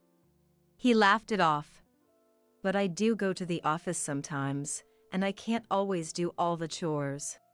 Office visits are rare, right? Hire a housekeeper for those days. Alexander stubbornly refused to do any chores. He belittles my job as easy, rushing me to finish the chores, and yet often seeks physical intimacy at night. However, there's no sign of us having children. If there's a reason, it's probably me. I've heard women in their late 30s have a harder time conceiving. I thought if we couldn't have children, we should enjoy our marriage, but Alexander seemed unhappy. Can't even have kids, what's the point of marriage? He said dismissively, and I was infuriated. He's useless at home himself. I doubt he's really competent at his job. A truly capable person manages personal affairs well and easily handles household chores. I had my doubts about Alexander's work performance. Speaking of doubts, in the past few months, Alexander's return home had been noticeably later than usual. I don't know about the busy season in banking, but when I comment, "You've been busy lately. Unlike you, my job is tough," he would just respond so and nothing else. Suspicion was inevitable when he continued coming home past midnight for months. I naturally suspected infidelity. One night, Alexander came home late as usual and collapsed at the entrance. Approaching him, he seemed too drunk to stand. With his eyes closing, he was about to lose consciousness. Sighing, I moved to unfasten his tie, and then Alexander muttered, "Hold up, Victoria. Come on, just a little longer?" Hearing that sweet, melting tone, I was shocked. "Victoria? Who's that?"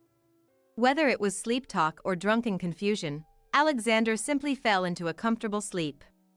Now seriously suspicious, I installed cameras around the house.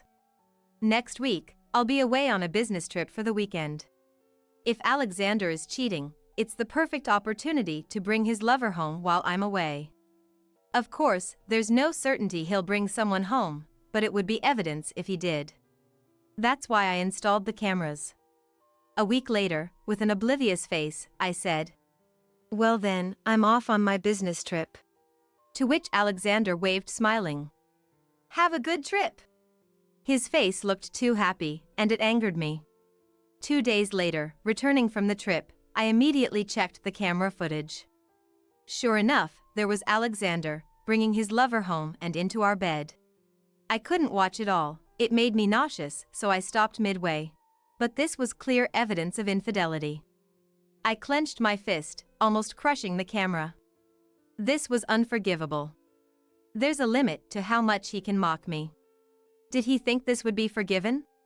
Once it was certain Alexander was cheating, I was filled with anger and sadness. Afterward, each time Alexander insulted me about the food or the dirty floor, my stress built up. I was contemplating when to tell him about the divorce, but my work suddenly got busier and I lost the right timing. Eventually, overwhelmed by work and household chores, my body couldn't keep up. One day, I suddenly collapsed with a high fever. I took the day off work. Of course, I couldn't do any housework either. Alexander must have known I was unwell from the morning, but he left for work silently and returned home at 6 p.m. Earlier than usual. Then, he came to where I lay sick in bed. The smell of alcohol made me feel nauseous. Without a care for me, Alexander smirked.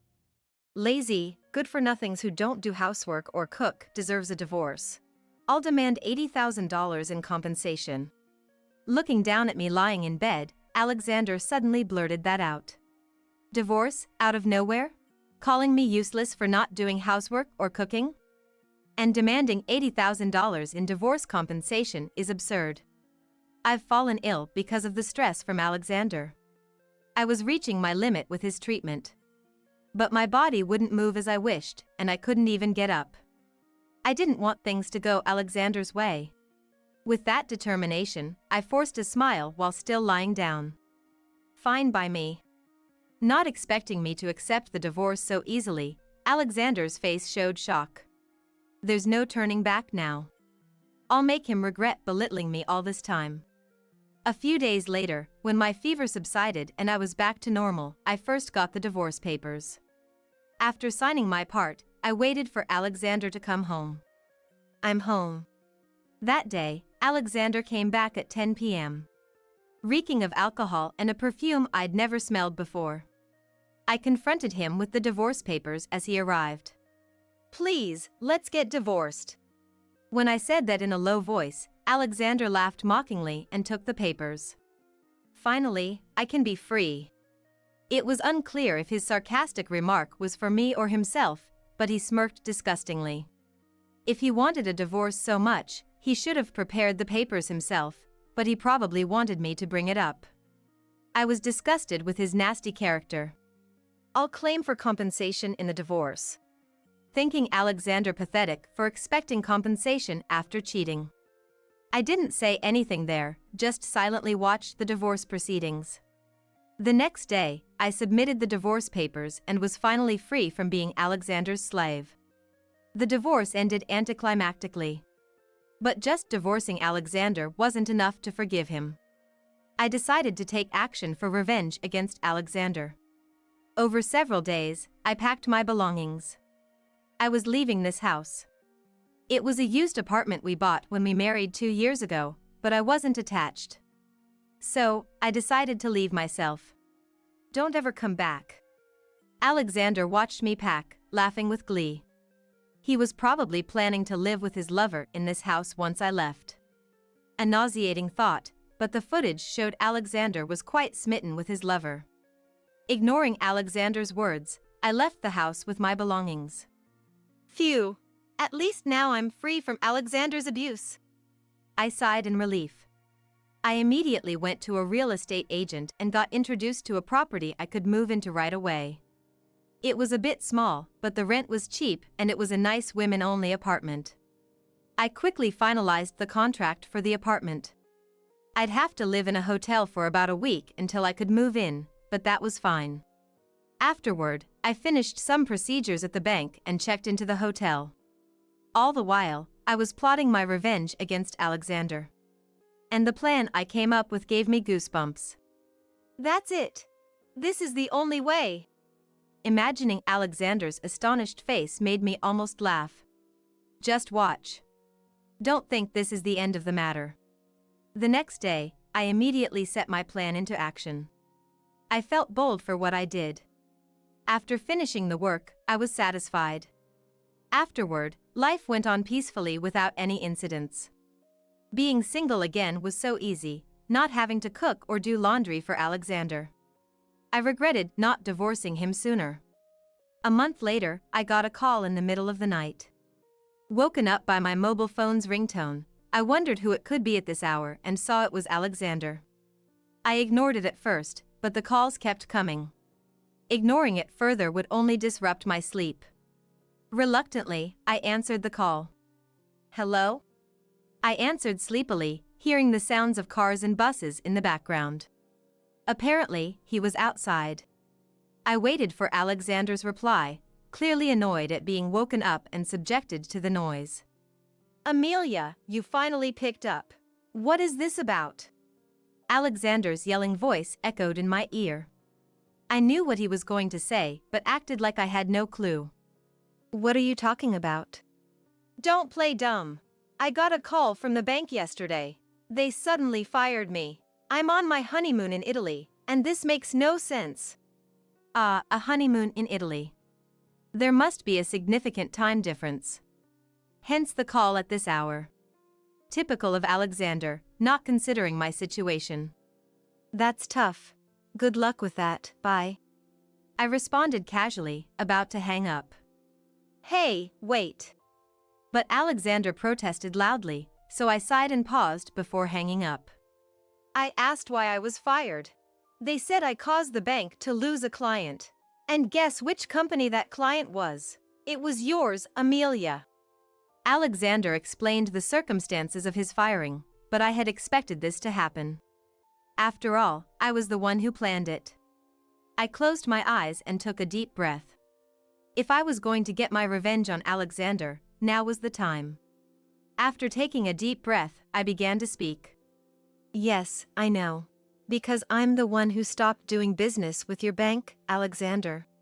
There was a gasp of surprise on the other end. I could hear the pampered voice of his mistress next to Alexander. Unperturbed, I continued. You might not have known, but it's my company. I'm the CEO. Yes, I'm the CEO. Alexander thought I was just a regular remote worker, but in reality, I'm the boss, just not often on site. I quit my first job right after graduating college and succeeded in starting my own dream company within 3 years, which has been growing for over a decade. The bank where Alexander worked was the one that had provided significant loans to my company. After leaving Alexander, I decided to repay all the money I borrowed from the bank. The sales representative was shocked. They would lose the interest they were supposed to receive. The lump sum repayment must have been an unexpected event for the bank. Could you reconsider your decision? The sales representative asked me in a panic. To that, I placed my demand. There's just one condition. Fire Alexander Grant.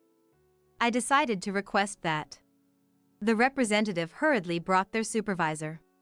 He was someone I knew from before. What happened all of a sudden? When the senior executive asked me, I decided to tell everything. Actually, Alexander Grant was having an affair with your president's daughter. He mocked me terribly, divorced me without paying any compensation, and now he's about to remarry. I couldn't stand it. The information about Alexander's affair with the president's daughter came from the footage of the hidden camera in the house. The audio was captured too, so I heard all the conversations between Alexander and his mistress. Both the representative and the executive turned pale when they heard my story and seemed to want to continue doing business with my company. Probably, the news reached the president, who must have been furious to learn his daughter was having an affair with a married man. They promised to fire Alexander, so I reconsidered the lump sum repayment. That's why I'm still doing business with the bank where Alexander worked. I knew about Alexander's firing even before he told me over the phone. You're the dishonest one. You made me do all the housework, mocked me, and cheated. And yet you think I'm the bad one? Can't you see things ethically, Alexander? Is that what you call being an elite? Ridiculous. I'll claim for compensation in the divorce. To think you, the cheater, could claim anything is absurd. Also, I changed the ownership of the house loan. I was the one paying it, but now it's your responsibility. I unloaded all the stress I had received onto Alexander over the phone. What? Alexander seemed unable to counter my justified argument. But then, a weaker voice than before came from the other end of the line. Please, forgive me. Spare me the divorce compensation. And the house loan too. Victoria is pregnant. I can't imagine being in debt when the child is born. I've been fired and am at a loss. Please, let me off the hook. Alexander's pathetic apology only made me sigh. I felt stupid for enduring this man for 2 years. Forgive? There's nothing to forgive. I want nothing to do with you, Alexander. The compensation is a settlement. This is all your fault, isn't it? Why should I have to put up with it? I won't talk to you again. You can keep running away in Italy for all I care. Goodbye. Ignoring Alexander's plea to wait, I hung up. He should be grateful I even answered his late-night call. Sighing, I went back to bed. I probably won't talk to Alexander again. I can live my life without any connection to him. Later, after Alexander and his mistress returned from Italy, my lawyer claimed the divorce compensation. Alexander had apparently spent a lot of money on his mistress, leaving almost no savings. The mistress, being the president's daughter, was scolded and disowned by her father. So, they couldn't rely on her parents' money and had to go into debt. Finding a new job was difficult for Alexander, as his recent scandal was widely known. Though he always claimed to be an elite banker, I heard he often slacked off at work, affecting his performance. For the company, it was a perfect excuse to fire him. Alexander and his mistress are now living off part-time jobs. With her being pregnant, she won't be able to work soon. I doubt Alexander can support 3 people on his own. Well, they deserve to struggle as far as I'm concerned. Meanwhile, my business is thriving. And I received a larger loan from the bank where Alexander worked. My salary has increased, and I'm planning to buy my own house. Building my own home has been a dream for a long time. And I'm looking forward to it. I may have lost a husband, but I have friends and supportive business partners. I'm in an incredibly fortunate situation and am ready to continue working hard. I thought it would be a piece of cake. I, being younger, could make him happier. She declared, arriving at the apartment where Mike and I lived a happy life. Standing beside her was Mike, with a grin on his face. To dispel this nightmare, I had to take action. I'm Lucy, a 26-year-old housewife. My husband, Mike, is 28 and works in sales at a printing company. I'm currently working part-time at a bookstore. Before getting married, I did various temp jobs and worked as a temporary government employee. But after marriage, I chose to work part-time. I'm not the most versatile person, so juggling a full-time job and household chores seemed impossible.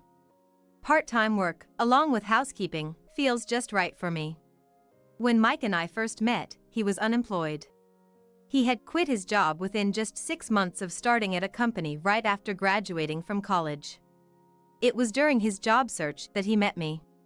During his job hunt, our paths crossed at the workforce center. I was working there as a temporary employee. Mike was the client I happened to assist at the reception. My first impression of him was that he was extremely friendly and charming. I immediately thought he'd be perfect in sales and recommended a few sales jobs. I remember feeling relieved when one of the jobs I recommended, at a printing company, turned out to be a success for Mike. When he came to report his employment with a beaming smile, I found myself unexpectedly smitten by him. Mike's face is cute. But at the same time he's tall, and the unexpected contrast seemed wonderful. He came to report his job acceptance just before lunch break, so as soon as the break started, I looked for Mike and stopped him. I remember it took a lot of courage to do that. Mike was about to leave the workforce center at that moment. I approached him as he seemed to be pondering over something, staring at his mobile phone screen by the entrance. Mike looked surprised when I spoke to him. I think my hands were trembling when I asked if we could exchange contact information. Mike's response was simply, "I'd like that too." I blushed, but so did Mike, his face as red as mine. We exchanged contacts, and that marked the beginning of our relationship. Mike, working in sales at the printing company, and I got married 2 months after we exchanged numbers. Our friends teased us for our whirlwind marriage. But I always thought, if I were to marry, it could only be Mike. When we got married, we bought an apartment as our new home. I thought it was a bold decision at the time, but now I believe it was the right choice. I was living the best marital life with Mike, my beloved, in our comfortable home. The change in our life came about 2 years after our marriage.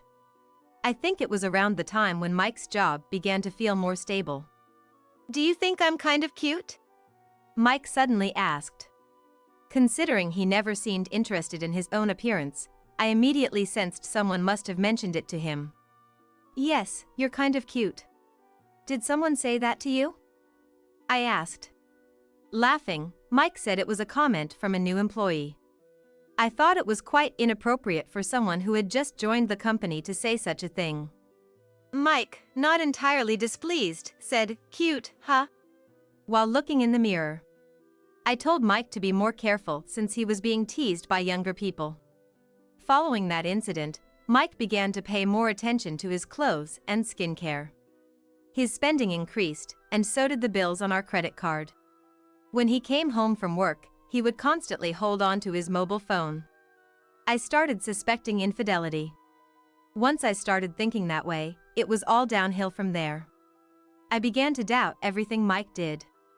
Our good relationship until then perhaps made the backlash stronger. Although Mike appeared more buoyant than before, he didn't seem to hide it from me, which was a bit reassuring. I thought if he had something to hide, he would act suspiciously. But I was being naive. Mike's spending habits were getting worse day by day. I decided to have a serious talk with him during dinner. I told him that we should save money now, as we'll need more when we have kids. Mike didn't seem to grasp the seriousness. I emphasized it even more. Without any evidence of Mike's infidelity, I watched him become increasingly youthful in appearance and lived in frustration. But soon, the situation took a dramatic turn. I was in a hurry one morning to hang the laundry on the balcony before leaving for my part-time job. That's when I noticed someone standing in front of our apartment, looking my way. A woman in her early 20s, it seemed. Moreover, she appeared to be filming me with her mobile phone. For a moment, our eyes met through her mobile phone, and I felt a chill of fear. I quickly went back inside the house from the balcony. Even though I hadn't done anything wrong, my heart was racing. I thought she must be Mike's mistress. Maybe she came to spy on me, the wife. The next day, I was stopped by the owner at the entrance.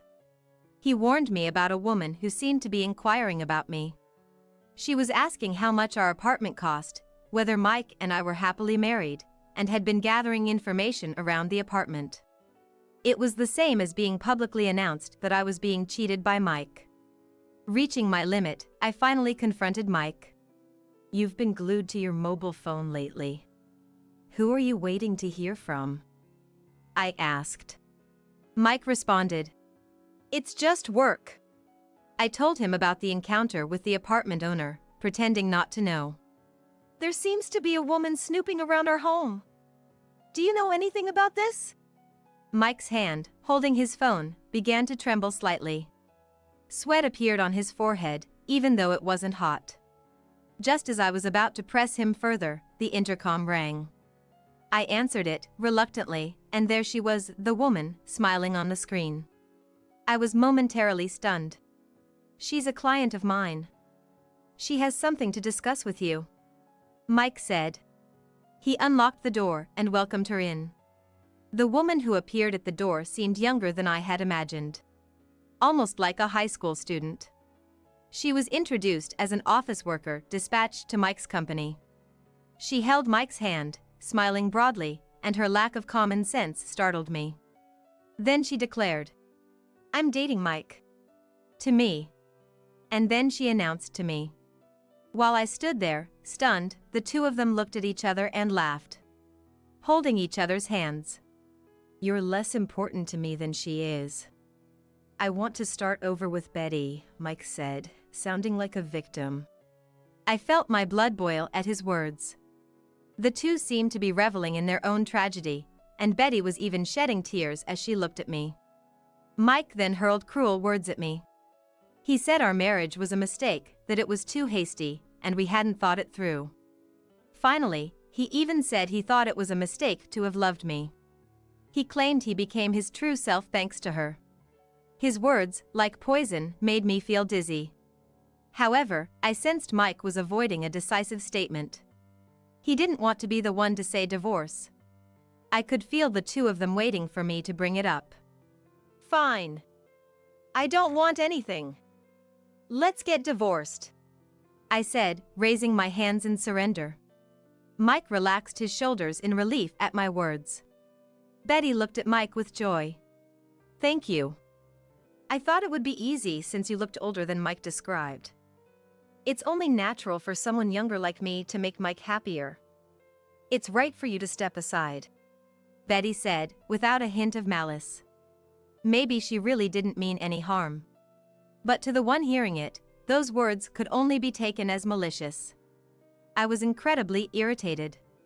Our marriage was quick, but the divorce proceedings were even quicker. I spent an unbelievable day filing for divorce with Mike's mistress, Betty. Now that the divorce papers are filed, technically, Mike and I are strangers to each other. The buoyant couple apparently reserved a luxury hotel for tonight. I'm alone in the apartment, packing my things. I told Mike I didn't want anything. I didn't ask for any property division, but I decided to claim alimony. No need for child support, as we don't have kids. Though she's paying me alimony, it seems like Mike will end up paying for her share too. Right after filing the divorce papers, As we were parting, Betty said, "Please leave that apartment soon. Mike and I will be living there, so a middle-aged woman should vacate quickly." She said it in a sickly sweet voice, arm in arm with Mike. It irritated me greatly, but I kept my composure. Smiling outwardly, I vowed revenge against them in my heart. I left the apartment that I shared with Mike as soon as I packed my belongings. I've left everything else to my lawyer. I made Mike and her sign an agreement not to contact me after the divorce. I almost laughed, remembering how happily they signed it. A month passed, and just when I thought it was about time, my mobile phone rang. It was Mike calling. Knowing he must be panicking, I deliberately took my time answering. "What? You signed an agreement not to contact me." "I don't want to hear from you now," I said. "What do you mean? $2,000 a month for the apartment? $1,500 for credit repayments? How am I supposed to pay this every month?" Mike must be holding the credit statement and the apartment payment request right now. I always managed our finances during our marriage. I was in charge of the account into which Mike's salary was deposited. When we decided to buy the apartment, Mike showed no interest in the monthly repayments. How much did he think we needed each month? Mike's take-home pay is about $1,700. It's not an amount he can afford to pay every month. "That's why I kept telling you not to waste money," I said. "But we were supposed to be living off my salary. It's impossible with just a part-time job." Mike was almost crying, in a state of disarray. His life was turned upside down. Indeed, I have a part-time job. But unknown to Mike, I had another job. I've been blogging about my daily life and have continued streaming since before we got married. Mike didn't know, but I've also published a book. I earn more than Mike's salary every month. The part-time job was just for show. Mike was under the illusion that he was covering all expenses with his salary. I relinquished my rights to the property and handed over the apartment to Mike for this reason. Alimony from Mike, covering Betty's alimony, the remaining credit payments, and monthly apartment installments. Mike's finances must have tightened significantly. I could hear Betty's voice in the background. "What's going on? I didn't know we were paying installments." She seemed to be causing a ruckus. I even heard the sound of a cup breaking. Then shamelessly, Mike asked me for help. He couldn't maintain his life with his salary alone and wanted me to help with the apartment installments. Unbelievable. What? Don't be ridiculous.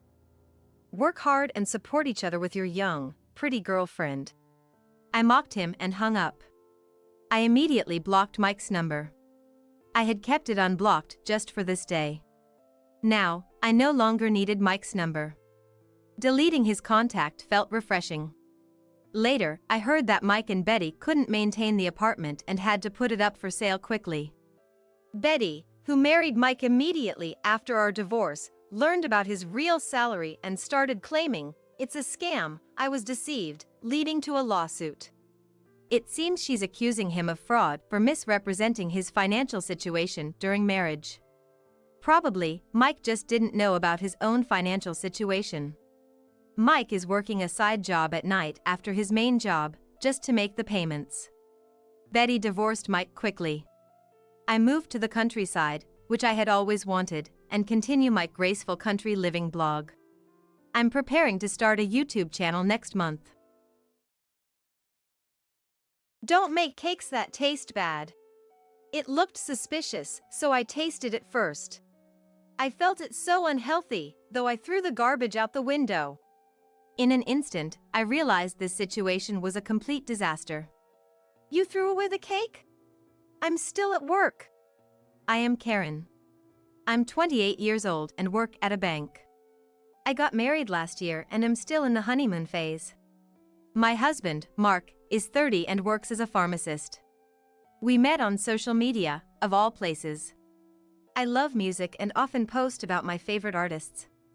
Mark shared my passion for music. At first, we communicated through direct messages. I was hesitant to meet someone I knew only in social media. But, strangely, I found myself wanting to meet Mark. He lived about an hour's drive away, it's not far from my home. I figured a meal would be harmless, so I gathered the courage to meet him. Surprisingly, I felt completely at ease, as if we'd met before. Our conversation flowed without a break. I found myself passionately talking about our favorite artists. Perhaps because we'd been in touch every day, there was a strangely close feeling. After that, we went out for meals a few times. From good morning to good night, we were in constant contact. Before I knew it, I was eagerly awaiting his messages. And then we officially started dating. It was surprising, even to myself. My mom passed away from illness soon after I started working. We had a close relationship, like friends. Being from a single-parent family, I felt very lonely. That's when Mark came into my life. To me, Mark was a savior. He's also very dedicated to his work. When we're together, Mark seems most animated when talking about work. He listens attentively to my work-related issues. And supports me. That's what I love about Mark. Mark's mother, Jane, has been incredibly kind since when we started dating. Knowing I don't have parents. Karen, you can tell me anything. Whether it's troubles or complaints, anything is fine. I want to be close to you. Let's not be formal and just be ourselves. She always looked out for me. Eating out is nice, but homemade meals are good once in a while, right?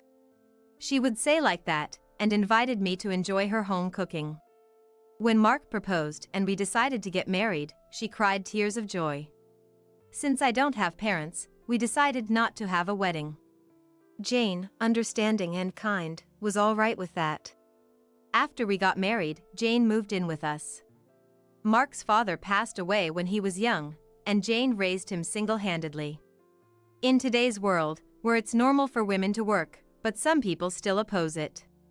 One of a friend of mine struggled with this problem, so it was on my mind. I love my job and wanted to continue working even after getting married. But I got married, it wasn't just about what I wanted. When I talked to Jane about this, "Isn't it wonderful to enjoy your work? Of course, I'll help you. I'll do the household chores, so don't worry. It makes me happy to have a job to do. I get restless if I'm not doing something. Leave the cleaning and doing laundry to me." She understood and supported my desire to work, making mother-in-law issues non-existent. Going out with Jane on days when Mark at work is really fun. Though everything seems perfect, there is someone I struggle with. Mark has an older brother, Tom, and his wife, Betty. Tom got married 6 years ago and has a 5-year-old daughter, Sally. When we first met after our marriage was decided, "You seem like you're good at sucking up, getting along well with Jane. Lucky for you." Her comment, which sounded like sarcasm, left me speechless at our first meeting. I tried to minimize contact with her, but it's not always easy. Betty often leaves Sally with Jane. "I'm going for a drink today, so please let her stay over. She's picky with food, so just give her some bread for now." She would hand over a single Danish before leaving for her weekly outings. Even if she loves Danish, eating the same thing over and over isn't good. Jane would say this with a wry smile. But Sally is a really picky eater, only eating sweets or Danish. Sally is smaller than other kids her age. I was a bit concerned but didn't think too deeply about it because she seemed healthy. Jane adored Sally. Although I had doubts about Betty's weekly outings, but it made Jane happy, so I let it be. Betty, a stay-at-home wife, dislikes working women. She wasn't pleased about me working. When Mark and I were getting married, marriage only makes sense with someone who can perfectly manage household chores. Carefully choose someone who can handle quality ingredients to avoid getting sick. Usually, working women are arrogant, so think it through. She was negative towards me. Betty is stubborn and set in her ways, rarely listening to others. Thanks to Jane's support, Mark and I were able to get married. Even after our marriage, Betty would insult me whenever she saw me. A woman's worth is in childbearing, not just working. Start raising kids early. I doubt you're cut out for it. Working and parenting are totally different. Career women always seem so self-centered. She constantly belittled me. Amidst this, we decided to celebrate Jane's 60th birthday. Since she's always been so kind, I wanted to do something special for her. Due to a pandemic, we planned to have it at home. As the host of the party, I was in charge of cooking. I knew Jane's favorite dishes and was excited planning the menu. The number of attendees was 6 in total, including my family and Tom's family. I planned to take the afternoon off to prepare for the day. But, due to a sudden issue at work, I had to work the whole day. Such last-minute changes were common in my job. So, I had to adjust my plans. I had planned to cook in the afternoon, but that was no longer possible. I quickly ordered the steaks and appetizers I had previously thought of. When I told Mark about this, "I'll probably finish work earlier, so I can pick them up. Don't worry. The steak will be a hit." I was relieved that we could start at the planned time. I was also planning a surprise, which made me smile just thinking about it. Just as I was about to finish work, I received a call. It was from Betty. She rarely made a phone calls, so I wondered what was up. She sounded in a bad mood. "Hey, Karen. Where are you for Jane's 60th birthday celebration? Get ready quickly. You said you were in charge of cooking, but I bet you haven't done anything. I only feed my child with organic products, so don't buy anything weird.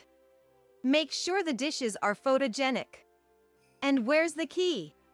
I can't get in." She was aggressive right from the start. With so many complaints, I didn't know what to respond to first. But I wasn't late. There was still over an hour until the meeting time, but she acted as if I was delaying things. Also as the food, but all expenses were on us. So she really wasn't in a position to complain. "Betty, aren't you come a bit early? There's no one at home right now. Mark will be home soon, so you can ask him then let you in." Her voice sounded as irritated because she wanted to get into the house early. I think she just came early because she had nothing else to do. "Hurry up! Waiting in this heat is like telling to get heat stroke," she said. "Please wait in your car to avoid the heat. It won't be much longer."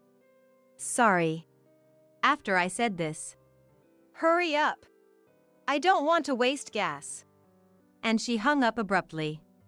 It seemed she was upset because Jane happened to be out and nobody was home. I contacted to Mark, and he said he was almost home, so I left her to him. The thought of going back was daunting. Because of worrying about Betty's behavior, I decided to call Mark before heading home to check on things. Then, I learned that Sally was happily playing in a plastic pool Jane had set up at home. Just as I was about to head back, relieved, but I received another call from Betty. Apprehensively, I answered, only to hear, "Don't make cakes that taste bad." It looked suspicious, so I tasted it first. I felt it so unhealthy, though I threw the garbage out the window. In an instant, I realized this situation was a complete disaster. "Did you throw away the cake? I'm still at work, and I didn't make that cake." Turns out, she had thrown the cake out the window. Hearing this fact, I panicked. The cake was actually the highlight of the day, a surprise cake for Jane. Moreover, someone had painstakingly made it for her. Betty refused to believe that I hadn't made it. "Huh? I can't believe someone who cooks regularly would make a cake like that. I was shocked you were planning to serve it. Shame on you." And she completely refused to believe it.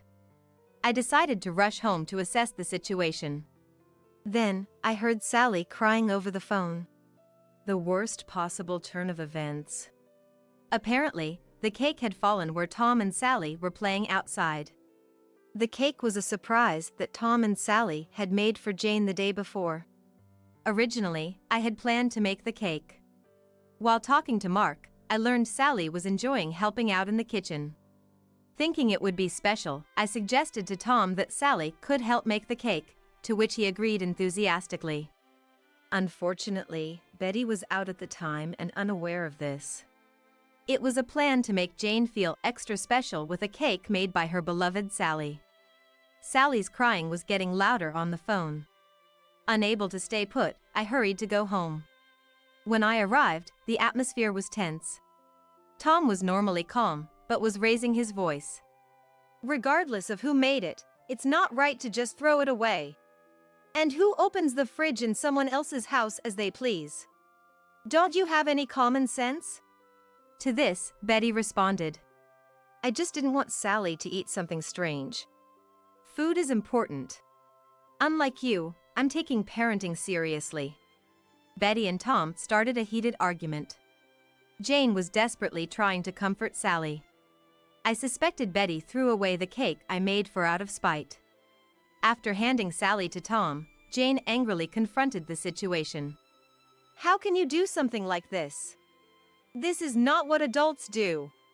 Even children understand that. And what's this about organic? Feeding her only Danish all the time is not healthy. She needs a varied diet. Sally is the one suffering." This was the first time I saw Jane was angry. I was shocked. But she voiced everything I couldn't say. Despite Betty was unyielding. "She's just picky. What's wrong with letting her eat Danish she likes? If I'm going to be criticized for every little thing, I won't bother leaving her with you anymore. I thought I was doing you a favor since you're always so free." Tom couldn't stay silent. "Doing you a favor?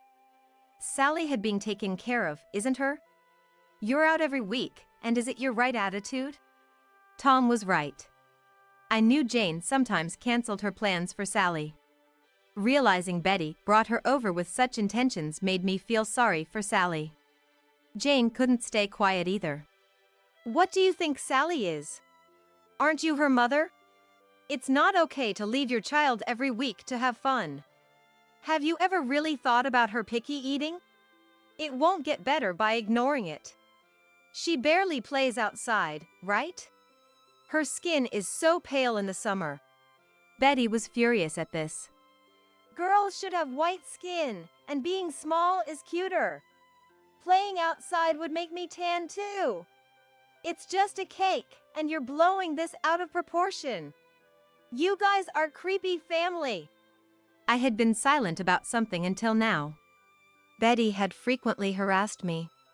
For example, she secretly added a lot of salt to the food I made, making it too much salty.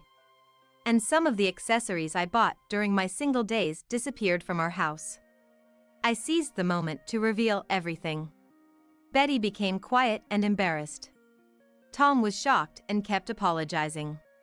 The atmosphere was far from celebratory. Tom revealed that he had seen unfamiliar accessories at their home. Betty quieted down after this. "I just borrowed them, that's all. You're making a big deal out of nothing." Betty's excuses were painfully inadequate. Then, Sally spoke up. "Mom, it's not nice to be mean. If you want something from a friend, you have to ask. My kindergarten teacher said so. If you make a mistake, just say sorry and you can be friends again. If you made a mistake, Mom, just say sorry and it'll be okay." Everyone was instantly soothed by Sally's words. Tom and his family understandably felt uncomfortable. Tom then said, "Maybe we should go home today," he suggested. But I knew leaving now wouldn't be good. It would make it awkward next time. I insisted they stay. I didn't want this milestone birthday party to end on a sour note. I hurried to the fridge. I thought about what I could make with the leftovers from yesterday. Luckily, there was still cream and fruit. There was still time. I quickly shifted to hosting a crepe party. We had appetizers and steaks, too. I invited Sally to help me for making crepes. Sally was in a great mood again.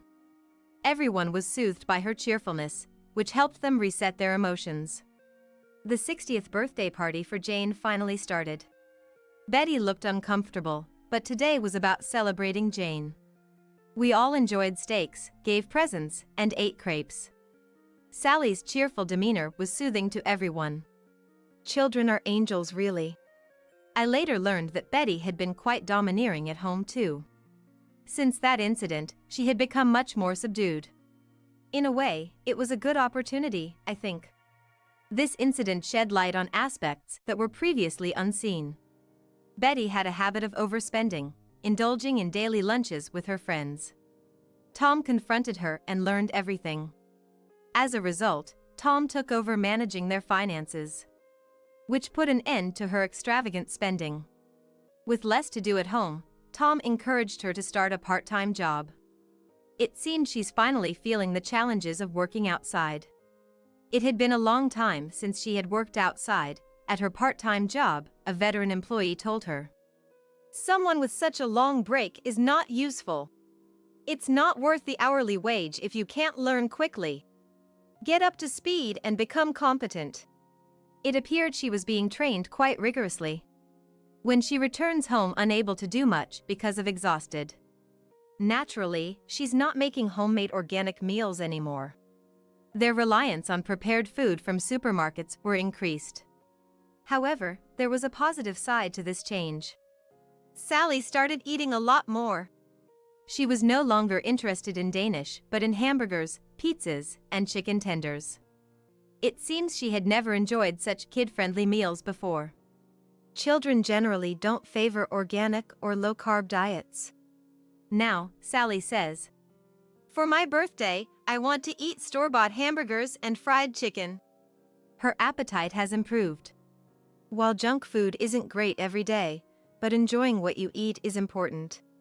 Enjoying food is also a part of food education. Betty used to post about her organic dishes on social media. They were always stylishly presented, regardless of taste. But after this incident, she stopped doing that. It seems she was seeking validation through social media likes. It's the best for being stopped. She's lucky she didn't end up in divorced. Since that day, Betty has awkwardly stopped visiting. Now, Tom brings Sally over by himself. Sally seemed more relaxed and free, even enjoying snacks now. She appeared noticeably brighter and happier. And Jane is also happy to see the peace. As for us, we continue to live happily with Jane. And now, I'm expecting our first child. The whole family is overjoyed. We're all busy preparing baby items for the new addition. I hope we continue to live as a happy family.